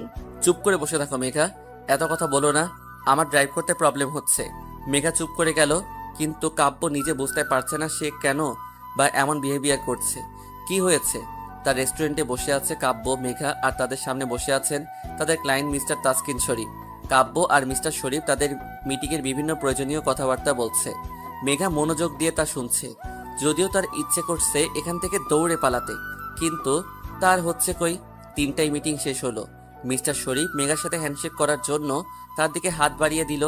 মেঘা তো হাসি মুখে হাত মিলাতে যাবে, তখন কাব্য ঠ্যাস করে হাত মিলিয়ে নিয়ে বলল, আপনার সাথে কাজ করে আমাদের নিশ্চয়ই অনেক ভালো লাগবে। এখন তাহলে আসি মিস্টার শরীফ, চলো মেঘা। কাব্যর এমন অদ্ভুত বিহেভিয়ার, মিস্টার শরীফ আর মেঘা দুজনেই হতবাক। কি হয়েছে তা জানতে হবে মেঘার। রোড সাইডে গাড়ি দাঁড় করিয়ে মেঘা চুরিওয়ালার কাছ থেকে চুরি কিনছে আর এক এক টাকার জন্য দাম কষাকষি করছে। কাব্য গাড়িতে হেলান দিয়ে 2 হাত পকেটে রেখে দেখে চলেছে মেঘাকে। মেঘা ছাড়া আর কোনো কিছুই তার চোখে পড়ছে না। মেঘার চুলগুলো হালকা বাতাসে উঠছে, কোমরে হাত দিয়ে সে দোকানের সাথে দাম কষাকষি করছে। কাব্য ভাবতে লাগলো, প্রথম দিন তোমার ভয়েস শুনে তোমার প্রতি মুগ্ধ হয়ে গেছিলাম। আমি তখন ভেবেছিলাম এমন ভয়েস আর কারো হতে পারে না, কারো না। তোমায় যেদিন দেখতে গেলাম, বিশ্বাস করো তোমার প্রতি আকর্ষণটা আরো বেড়ে গেছিল। তোমায় গাঢ় নীল রঙের শাড়িতে দেখে তোমার কাছের চুড়িগুলো ঝনঝন শব্দ করে বড্ড জ্বালাচ্ছিল আমায়, কিন্তু নিয়তি হয়তো আমাদের নিয়ে অন্য কিছুই লিখেছিল, তাই তো তুমি আমার হলে না। হয়ে গেল তোমার সাথে আমার এক মহাযুদ্ধ কাহিনী। সেদিন তোমার মুখে ওই হাড়ের ডক্টর আহাদের নামে এত গল্প শুনে আমার ইচ্ছা করছিল হাড় ডাক্তারকে খুন করি। পরে বুঝলাম আমি তার প্রতি জেলাস, আর আসিফকে আমার খুন করতে ইচ্ছে হয়েছিল। ওর এত সাহস তোমার দিকে চোখ তুলে তাকায়। এইসব থেকে হিসাব করে বুঝলাম আমি তোমায় ভালোবাসি। কি আই লাভ ইউ মেঘা। কাব্য হাসি নিয়ে মেঘার দিকে তাকিয়ে হতাশ হয়ে গেল। এই বাচ্চাকে এখন কিভাবে বোঝাবে সে? 1 ডজন চুরির জন্য কিভাবে ঝগড়া করছে। আল্লাহ, এই পিচিটাকে আমার ভালোবাসতে হলো। কাব্য মেঘার কাছে এগিয়ে গিয়ে চুরিওয়ালার পুরা ঝুড়িটা তুলে মেঘার হাতে দিল। চুরির দামের দ্বিগুণ টাকা চুরিওয়ালাকে দিল। খুশিতে গদগদ হয়ে চুরিওয়ালা চলে গেল। মেঘা ড্যাব ড্যাব চোখে কাপড় দিকে তাকিয়ে আছে। তখনই, স্যার এতগুলো চুরির আমি কি করব? রাখতে হলে রাখো, না হয় ফেলে দাও। স্যার আপনি কি পাগল নাকি? এতগুলো টাকা দিয়ে কিনে ফেলে দিব? তাহলে রাখো নিজের কাছে। স্যার আপনি আমায় এত চুরি কিনে দিচ্ছেনই বা কেন? তুমি না আমার কাছে 20 টাকা পাও? পাই তো। কেন স্যার, ওই টাকা তো কি এখন আমায় দিবেন? না, এখন তুমি আমায় চুরির টাকা দিবা মিস মেঘা। কি? আমি কি আপনার কাছে 3000 টাকার চুরি কিনে চেয়েছি? আমি আপনার চুরি নিবই না, বুঝলেন? নামো। কাব্য গাড়ি থামিয়ে মেঘাকে নামতে বলল। মেঘা অবাক হয়ে কাব্যর দিকে তাকালো আর বলল, কেন? চুরি ঝুড়িটা নাও আর নামো গাড়ি থেকে। মেঘা অবাক হয়ে ঝুড়িটা নিয়ে নামলো আর কাব্যর দিকে হা করে তাকিয়ে আছে। মিস মেঘা, এখন তুমি ভাবো আমার 3000 টাকা কিভাবে দিবে? ডেভিল মার্কা হাসি দিয়ে কাব্য গাড়ি নিয়ে মেঘার সামনে শো করে চলে গেল। কি হলো এটা বোঝার জন্য মেঘা চারদিকে তাকাতে দেখলো এ কি, কাব্য মেঘাকে ওর বাসার সামনে নামিয়ে দিয়ে এত সহজে ছুরি ধরিয়ে দিয়ে চলে গেল। আর মেঘা বোকার মতো বকবক করে আস্তে আস্তে বাহিরের দিকে খেয়াল করলো না। মেঘা ভাবলো না এখন চুপচাপ বাসায় ঢুকতে হবে। মা যদি আমার হাতে এই ঝুড়ি দেখে তাহলে তো এলাহি কাণ্ড বেঁধে দিবে, হাজারটা প্রশ্নের তীর নিক্ষেপ করবে আমার দিকে আর অহেতুক সন্দেহ দৃষ্টি দিয়ে গিলে খাবে। চুপচাপ খুব সাবধানে পা ফেলে বাসার ভিতরে প্রবেশ করলো মেঘা। নিজের রুমে এসে দীর্ঘ নিঃশ্বাস ছাড়লো। যাক বাবা, বাঁচা গেল। আকাশ আমার কথা শুনে, আকাশ শোনো, দাঁড়াও, কোথায় যাচ্ছ তুমি? নেহা, আমাকে যেতে দাও। তোমার সাথে আমি আর কোনো কথা বলতে চাই না, প্লিজ। কি হয়েছে আকাশ, তুমি এভাবে বলছো কেন? দেখো নেহা, তোমার জন্য আমি আমার বেচারি বোনটার এই অবস্থা করেছি। শুধুমাত্র আমার জন্য মাকে এত টেনশন কাটাতে হয়েছে। আমার জন্য আপু এত বড় বিপদের মুখ থেকে ফিরে এসেছে। প্লিজ নেহা, আমি আর কিছুই করতে পারবো না। আমার বোনকে আমি ভালোবাসি, তার ক্ষতি আমি আর করতে পারি না। ঠিক আছে আকাশ, আমরা আর এসব করব না, ফাইন? না নেহা, তুমি আমায় ভুলে যাও। তোমার ফ্যামিলি কখনো আমায় মেনে নিবে না। প্লিজ আমায় ভুলে যাও। তুমি অন্য কোনো বড়লোক বাবার ছেলেকে বিয়ে করে সুখে থাকো। আকাশ, তুমি আমায় এভাবে বলছো? আমি বাধ্য হচ্ছি নেহা, পরিস্থিতি এর জন্য আমি বাধ্য হয়েছি। নতুন কাউকে পেয়েছো? সি নেহা, তুমি আমায় এমন ছেলে ভাবো? আমি আর কাউকে নিজের জীবনের সাথে জড়াবো না। নেহা, সত্যি বলতে আমি পারবো না। তাহলে কি আমি আর কোনোদিন তোমার সাথে কথা বলতে পারবো না? না, আজ থেকে তুমি আমার সাথে যোগাযোগ করার চেষ্টা করো না। ভালো থেকো। আকাশ চলে যাচ্ছে। নেহা আকাশের যাওয়ার পানে তাকিয়ে আছে। আকাশ একবারও ফিরে নেহার দিকে তাকাচ্ছে না। নিজের চোখের পানি লুকাতে সে নেহার দিকে ফিরে তাকাচ্ছে না। নেহা অঝরে কান্না করছে। তার কান্নার বাদ মানছে না। চিৎকার করে কান্না করতে পারলে আজ একটু শান্তি পেত সে। কাব্য গুনগুন করে গান গাচ্ছে আর পকেটে হাত দিয়ে নেহার রুমের দিকে যাচ্ছে। প্রেমে পড়েছি আমি, প্রেমে পড়েছি, প্রথম দেখাতে তার প্রেমে পড়েছি। কাব্য গান গাচ্ছে, নেহা মুখ ফুলিয়ে বসে আছে। নেহা বিরক্ত নিয়ে বলল, এই ভাইয়া, কি শুরু করলি তুই? এই তো সমস্যা কি? সমস্যা আমার না, তোর। আমার সমস্যা থাকলে এত সুন্দর গান গাইতাম বল? তোর সমস্যা, তুই নিয়ে ভাগে এখান থেকে, আমার মুড অফ। বোন শোন না, প্রেমে পড়েছি, আমি প্রেমে পড়েছি। অনেক সুন্দর গান ভাইয়া, এখন যা। এই তুই কি বুঝছিস না আমার অবস্থা? শুনতে পাচ্ছিস না তুই? কি শুনবো? মনের কথা। কই গিয়ে শুনবো? দুয়ারে গিয়ে শোন। হ্যাঁ, খেয়ে দিয়ে কাজ নেই, এই রাতের বেলা আমি মানুষের মার খেতে যাই। মায়ের কেন খাবি? এখন মানুষের দুয়ারে গিয়ে নক করলে আমায় মার না দিয়ে কি দুধ ভাত দেবে? কাব্য নেহার মাথার পিছনে মেরে বলল, ওরে গাধির আম্মা, আমি তোকে আমার মনের কথা শুনতে বলেছি। আমার মনের দুয়ারে গিয়ে ডাফার। আচ্ছা, উফ, চিৎকার করছিস কেন? তোর মতো গাধির আম্মার কাছে আমি কথা শেয়ার করতে আসছি, যা বলবোই না। আরে ভাই ভাই, রাগ করিস না, প্লিজ বল, প্লিজ।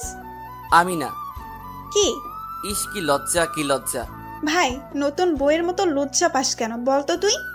আমি না মেঘাকে ভালোবেসে ফেলেছি। কি? সত্যি সত্যি ভাইয়া? কি হলো, তুই এত খুশিতে লাফাচ্ছিস কেন? আরে ভাই, খুশিতে খুশিতে মেঘলা ভাবি আমার ভাবতে। এত খুশি হওয়ার কিছুই নেই। এখনো মেঘা জানে না আমি ওকে ভালোবাসি। আরে ভাইয়া, নো টেনশন, ভাবি পটে যাবে তো। সত্যি তো? সত্যি। 1000 में मेरा बहना है। হয়েছে, পাম না দিয়ে যাও, ফুটো। কাব্য আবার গান গাইতে গাইতে চলে গেল। প্রেমে পড়েছি আমি, প্রেমে পড়েছি, প্রথম দেখাতে তার প্রেমে পড়েছি, প্রেমে পড়েছি আমি, প্রেমে পড়েছি, প্রেমে পড়েছি। সে যে রূপে অপরূপা অনন্যা, পৃথিবীতে নাই তার কোনো তুলনা। প্রেমে পড়েছি আমি, প্রেমে পড়েছি। কাব্য যেতেই নেহা খুশিতে আকাশকে ফোন দিল। আকাশ ফোন তুলে বলল, আমি তোমায় মানা করছি না নেহা, আমায় ফোন দিতে প্লিজ। আমি তোমার কোনো কথা শুনতে চাই না, প্লিজ আমায় ছেড়ে দাও প্লিজ। নেহাকে কিছুই বলার সুযোগ না দিয়ে আকাশ ফোনটা কেটে দিল। শালা, তোকে কাল ভার্সিটিতে দেখাচ্ছি। নেহার আগে ফোনটা রেখে ঘুমাতে চলে গেল। ঘড়ির কাঁটায় 12টা বেজে 10 মিনিট। বালিশের নিচে থাকা ফোনটা চিৎকার করে বেজে উঠছে। দুইটা জিনিস মানুষের শান্তি হারাম করতে পারে। এক, মাঝরাতে কারো আগমন, আর দুই, এই মাঝরাতের ফোন। মেঘা চোখ ডলতে ডলতে ফোনটা তুলল। অপর পাশ থেকে একজন প্রায় চিৎকার করে বলল, এত টাইম লাগে কেন ফোন ধরতে? ও, তুমি কি ঘুমাচ্ছিলে? মেজাজটা 99 সেলসিয়াস মাত্রায় বেড়ে গেল মেঘার। কি বলে, রাত 12টায় ফোন দিয়ে বলে ঘুমাচ্ছ? বিরক্ত মাখা কণ্ঠে বলল, না তো, আমি তো ডান্স করছিলাম। এত রাতে তুমি ডান্স কেন করছো মেঘা? আমার ইচ্ছা, আপনার কি? আপনি কে? আমি কে? মেঘা, মাথাটা গরম করো না তো। আপনার মাথা গরম হলে আমার কি? মেঘা, বাড়াবাড়ি হচ্ছে কিন্তু। আমি বাড়াবাড়ি করছি, তাতে আপনার কি?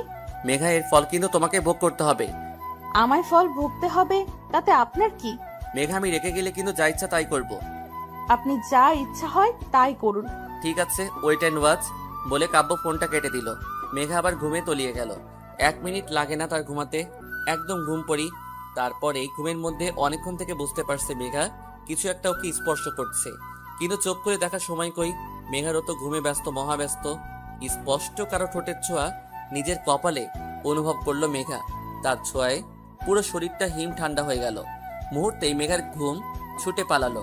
দেখলো এক ছায়ামূর্তি ঠিক ওর পাশে বসে আছে। ছায়ামূর্তি বললে ভুল হবে, ছায়া মানব ওর দিকে এগিয়ে আসছে। মেঘা জোরে চিৎকার দিতে যাবে, তখনই খপ করে মেঘার মুখে হাত দিয়ে চেপে ধরল। নাইট লাইটের আলোয় মানুষটার মুখ দেখে দ্বিগুণ ভোল্টেজে শক খেলো মেঘা। এ মা, এ তো কাব্য স্যার। এত রাতে আমার বাসায় কি করছেন? কেউ দেখলে কি ভাববে আমায়? কাব্য মেঘার মুখ খুব শক্ত করে চেপে ধরে মেঘার পাশে শুয়ে মেঘার দিকে মিটমিট করে হেসে চলেছে। কাব্য মেঘাকে ছেড়ে দিতেই, স্যার, আপনি এখানে কি করছেন? মেঘার দিকে দ্বিগুণ ফিসফিস করে বলল, আমার যা ইচ্ছে হয় করতে বললা, আর এখন ইচ্ছে হয়েছে তাই এখানে আসছি। কি? আপনি এত রাতে আমার রুমে আসবেন? কেউ দেখলে কি ভাববে?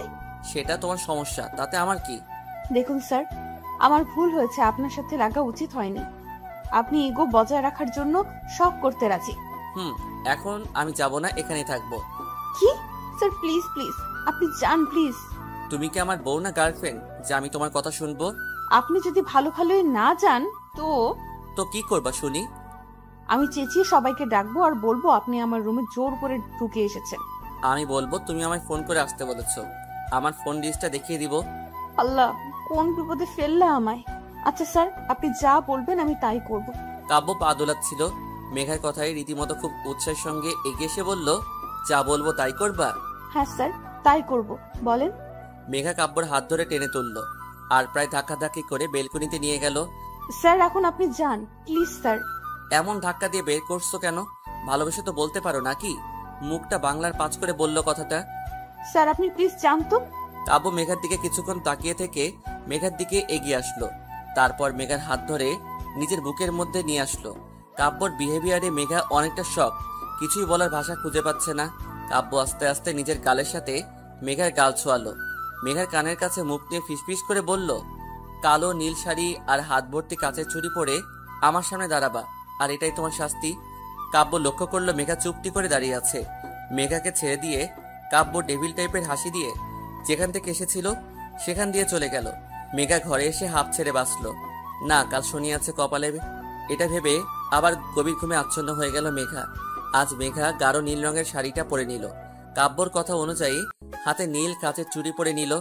অদ্ভুত হলেও সত্যি, প্রথমবার মেঘার কোনো ছেলের জন্য সাজতে ভালো লাগছে। কিছুই অবাধ্য অনুভূতি বেপরোয়া হয়ে উঠেছে। হালকা হাসি ঠোঁটের কোণে লেগে আছে মেঘার। হয়ে নিচে আসতেই আকাশ বলল, কুসকুস হতা হ্যাঁ। কি ব্যাপার? কিছুই না, তোমার কি ব্যাপার? আমার আবার কি ব্যাপার হবে? উপন্যাসের হিরোইন সেজে কোথায় পাড়ি জমাচ্ছ? কোথাও না, বাজে কথা বলা বন্ধ করো। অশিক্ষিত। আরে আমি। চুপ কর। 2-4টা ধমক দিয়ে বাসা থেকে বের হলো মেঘা। অফিসে আসতে একটু লেট হয়ে গেল, ট্রাফিক জ্যামের জন্য লেট হয়েছে। অফিসে ঢুকতে কলিগ রিয়ান হাঁ করে তাকিয়ে আছে মেঘার দিকে। মেঘা তার সামনে গিয়ে তুড়ি মেরে বলল, কি হলো? তিনি বুকে হাত দিয়ে বলল, হায়, ঘায়েল করে দিচ্ছ তুমি আমায়। এইখানটাতে চিনচিন ব্যথা করছে তো। ও আচ্ছা, তাহলে আজকে ডাক্তারের কাছে যান। মেঘা কাব্যর কেবিনে ঢুকে দেখলো কাব্য রাগে প্রদীপের মতো জ্বলজ্বল করছে। মেঘা ভাবছে, এখন আমি আবার কি করলাম? এই লোকটা না আশ্চর্যজনক। ধ্যাত, যা করে করুক, ভালো ভালোই 2 দিন কেটে গেলে বাঁচি। ইজি চেয়ারে গা এলিয়ে দিয়ে বসলো মেঘা। কাব্য রেগে গেলেও কিছুই বলছে না, অদ্ভুত নিজের মতো কাজ করে চলেছে। মেঘার আর কি, ও ওর কাজগুলো করে নিলে বাঁচে। ভার্সিটির বটতলায় আকাশ বসে আড্ডা দিচ্ছিল। নেহা আসতেই সে উঠে চলে যেতে লাগলো। নেহা পথ আগলে ধরলো। আকাশ, আমার কথাটা শোনো প্লিজ। না নেহা, আমি তোমার কোনো কথা শুনতে চাই না প্লিজ। আকাশ, ভাইয়া মেঘা আপুকে ভালোবাসে। তাতে কি? আমার বোন তো বাসে না। মানে আপু যাতে ভাইয়ার প্রেমে পড়ে তা তো তোমাকেই প্ল্যান করতে হবে। প্লিজ নেহা, আমি কিছুই পারবো না। প্লিজ তুমি আমার পিছু ছেড়ে দাও প্লিজ। আকাশের কথা না বাড়িয়ে চলে গেল। নেহা দাঁড়িয়ে থেকে আকাশের যাওয়ার পানে তাকিয়ে আছে। আজ এই আকাশটাকে চিনতে নেহার বড্ড কষ্ট হচ্ছে। কাজের মাঝে মনে হয় মেঘার বাধাস্বরূপ। মেঘার বেহায় ফোনটা ভ্যা ভ্যা করে উঠল। কাব্য মেঘার দিকে ভ্রু কুচকে তাকালো, আর একবার ফোনের স্ক্রিনের দিকে তাকাতেই মেঘা ফোনটা হাতে নিয়ে বলল, কে? আরে মেঘা, আমি আহাদ বলছি। ও ডাক্তার, আপনি? হ্যাঁ বলুন। মেঘা, এখন একটু তোমার সময় হবে? কেন বলুন তো ডক্টর? আমার তোমার সাথে খুব প্রয়োজনীয় কথা ছিল। আচ্ছা, আপনি কোথায় এখন? তোমার অফিস ক্যান্টিনে আছি। আচ্ছা, আমি আসছি, জাস্ট 5 মিনিট। মেঘা ফোন রাখে আর চোখে দেখলো কাব্য খুব মনোযোগ সহকারে এখন নিজের কাজে ব্যস্ত হয়ে পড়েছে। মেঘা ফোনটা নিয়ে কিছুক্ষণ ভাবলো, তারপর কেবিন থেকে বেরিয়ে ক্যান্টিনের উদ্দেশ্যে গেল। মেঘা আহাদের সামনে আসতেই আহাদ হা হয়ে তাকিয়ে আছে। মেঘা আজ এত সুন্দর লাগছে যে কেউ দেখলে প্রেমে পড়ে যাবে। বাঙালি মেয়েরা যত আধুনিক পোশাক আশাক পরুক না কেন, নারীকে তো সবসময় শাড়িতে অপরূপা অনন্যা লাগে। মেঘা আহাদের সামনের চেয়ারে বসে পড়ল। বলুন ডক্টর, আমায় কেন ডেকেছেন? কিছু না। কিছুই না মানে? ফোনে বললেন আপনার অনেক প্রয়োজনীয় কথা আছে, এখনই বলতে হবে আপনাকে। তাই তো আমি কাজ ফেলে আপনার কাছে আসলাম। আমার জন্য এসো। হ্যাঁ, আপনার জন্য। মেঘা, তোমায় আজ অনেক সুন্দর লাগছে, যা বর্ণনা করার ভাষা পাচ্ছি না। ধন্যবাদ ডক্টর। আসলে মেঘা, আমার না একটা সমস্যা হচ্ছে। তোমার সাথে দেখা হওয়ার পর থেকে সমস্যাটা হচ্ছে আমার। কি ধরনের সমস্যা বলুন তো? তোমাকে দেখলে আমার বুকের মধ্যে প্রচন্ডভাবে ব্যথা অনুভব করি। মেঘা আহাদকে কিছুই বলতে যাবে, তখন কোথা থেকে কাব্য এসে মেঘার হাত ধরে হিড় করে টেনে নিয়ে যাচ্ছে। ডক্টর আহাদ ব্যাপারটা বুঝতে পারছেন না। মেঘা শুধু বলছে, স্যার ছাড়ুন, আমার হাতে লাগছে, প্লিজ ছাড়ুন স্যার। কাব্য মেঘার কোনো কথা না শুনে মেঘাকে টেনে গাড়িতে তুললো। তারপর সোজা নিজের বাসায় নিজের রুমে এনে মেঘাকে বিছানায় ছুঁড়ে ফেলে দিল। কাব্যর ঘরে থাকা জলপরি শোপিসটা ফ্লোরে আছড়ে ফেলে দিল। মুহূর্তে বিকট শব্দে টুকরো টুকরো হয়ে ভেঙে গেল শোপিসটা। কাব্য মেঘার বাহুতে হাত দিয়ে টেনে তুলল। এত শক্ত করে ধরছে, বোধহয় তার উদ্দেশ্য হাড়গুলো গুঁড়া পাউডার করা। আর বলল, এই মেয়ে, তোমার কত ছেলে লাগে বলো বলো? অফিসে ওই রিয়ানের সাথে গায়ে পড়ে হেসে কথা বলছিলে, তারপর ওই হাড়ের ডক্টর আহাদের সাথে।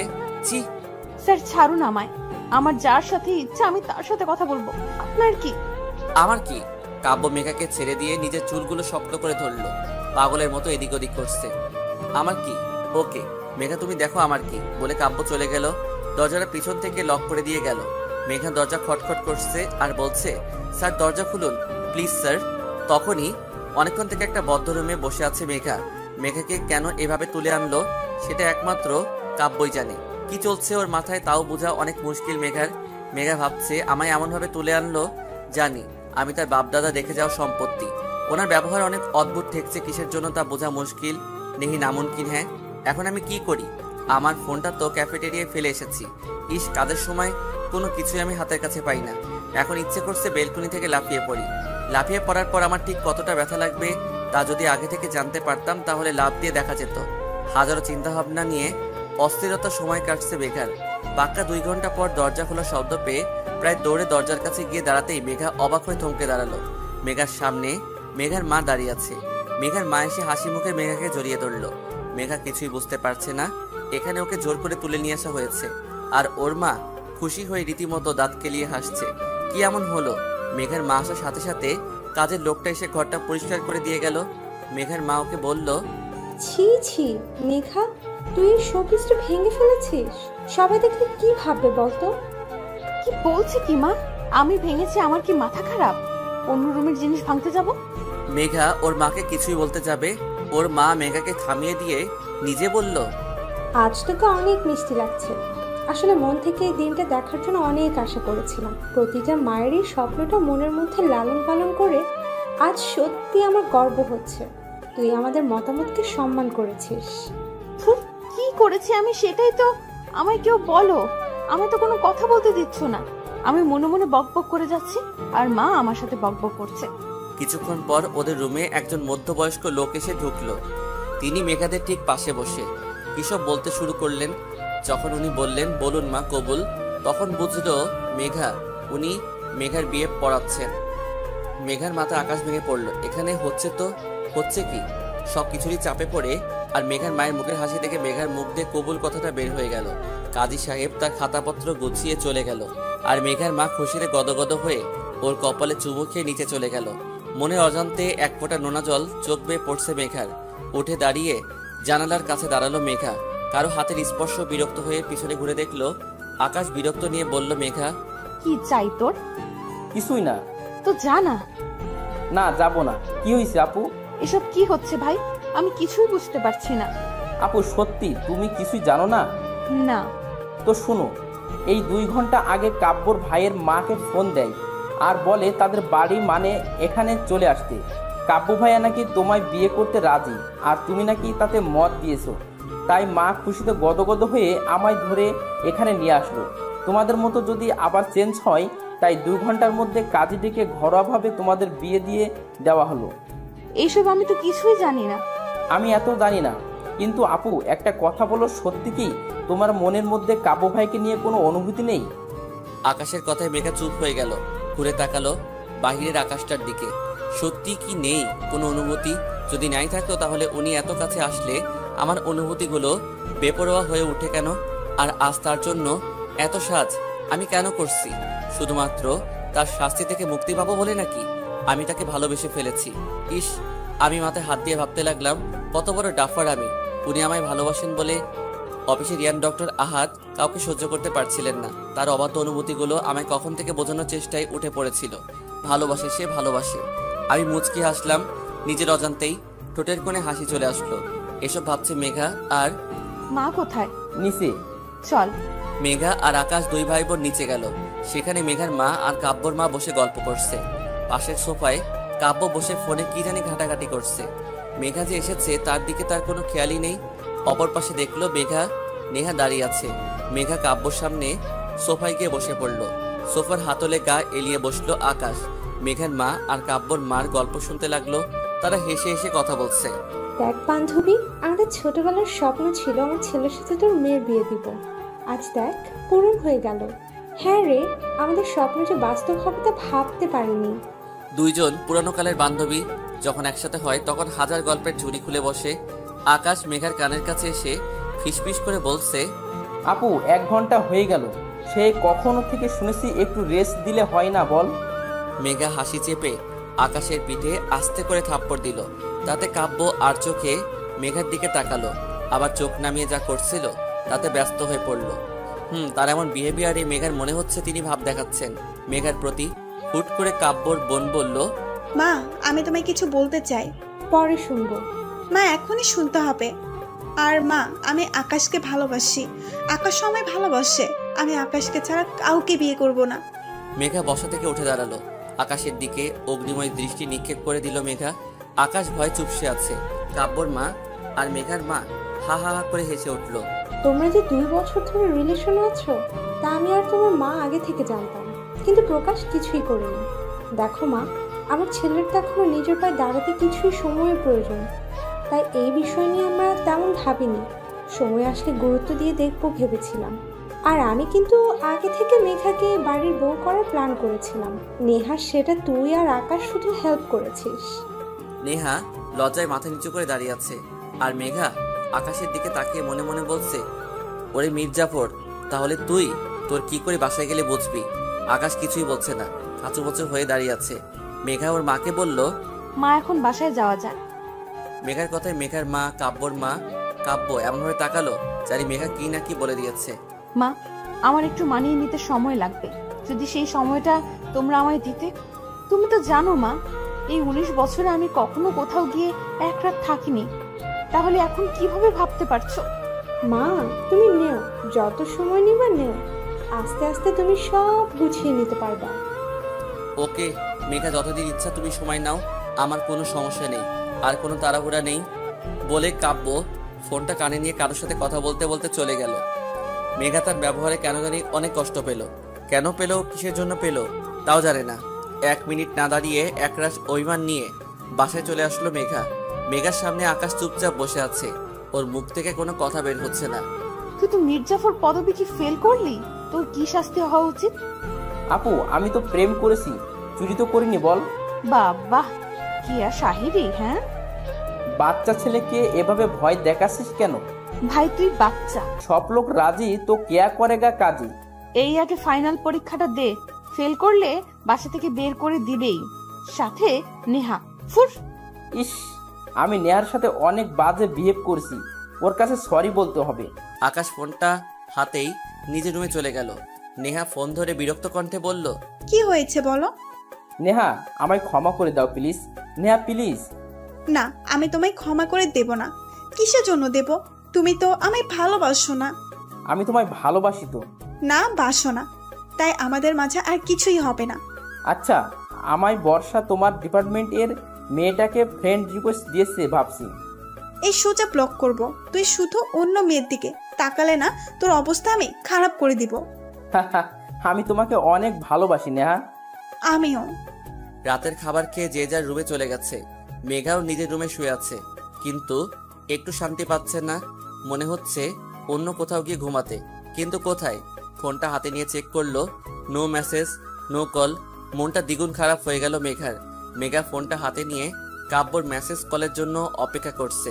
রাত 11:30, তবু কাব্যর ফোন বা মেসেজ কিছুই পেল না।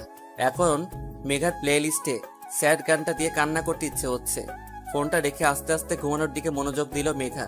আস্তে আস্তে ঘুমিয়ে পড়ল মেঘা। ঘুমের মধ্যে অনুভব করলো কেউ ওকে তার বুকের মধ্যে খুব শক্ত করে জড়িয়ে ধরে আছে। তার ছোঁয়া মেঘার অনেক পুরনো।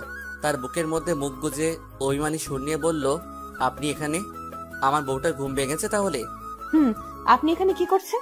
বউ যদি বাপের বাড়ি থাকে, আমি আর কিভাবে অন্য কোথায় থাকতে পারি?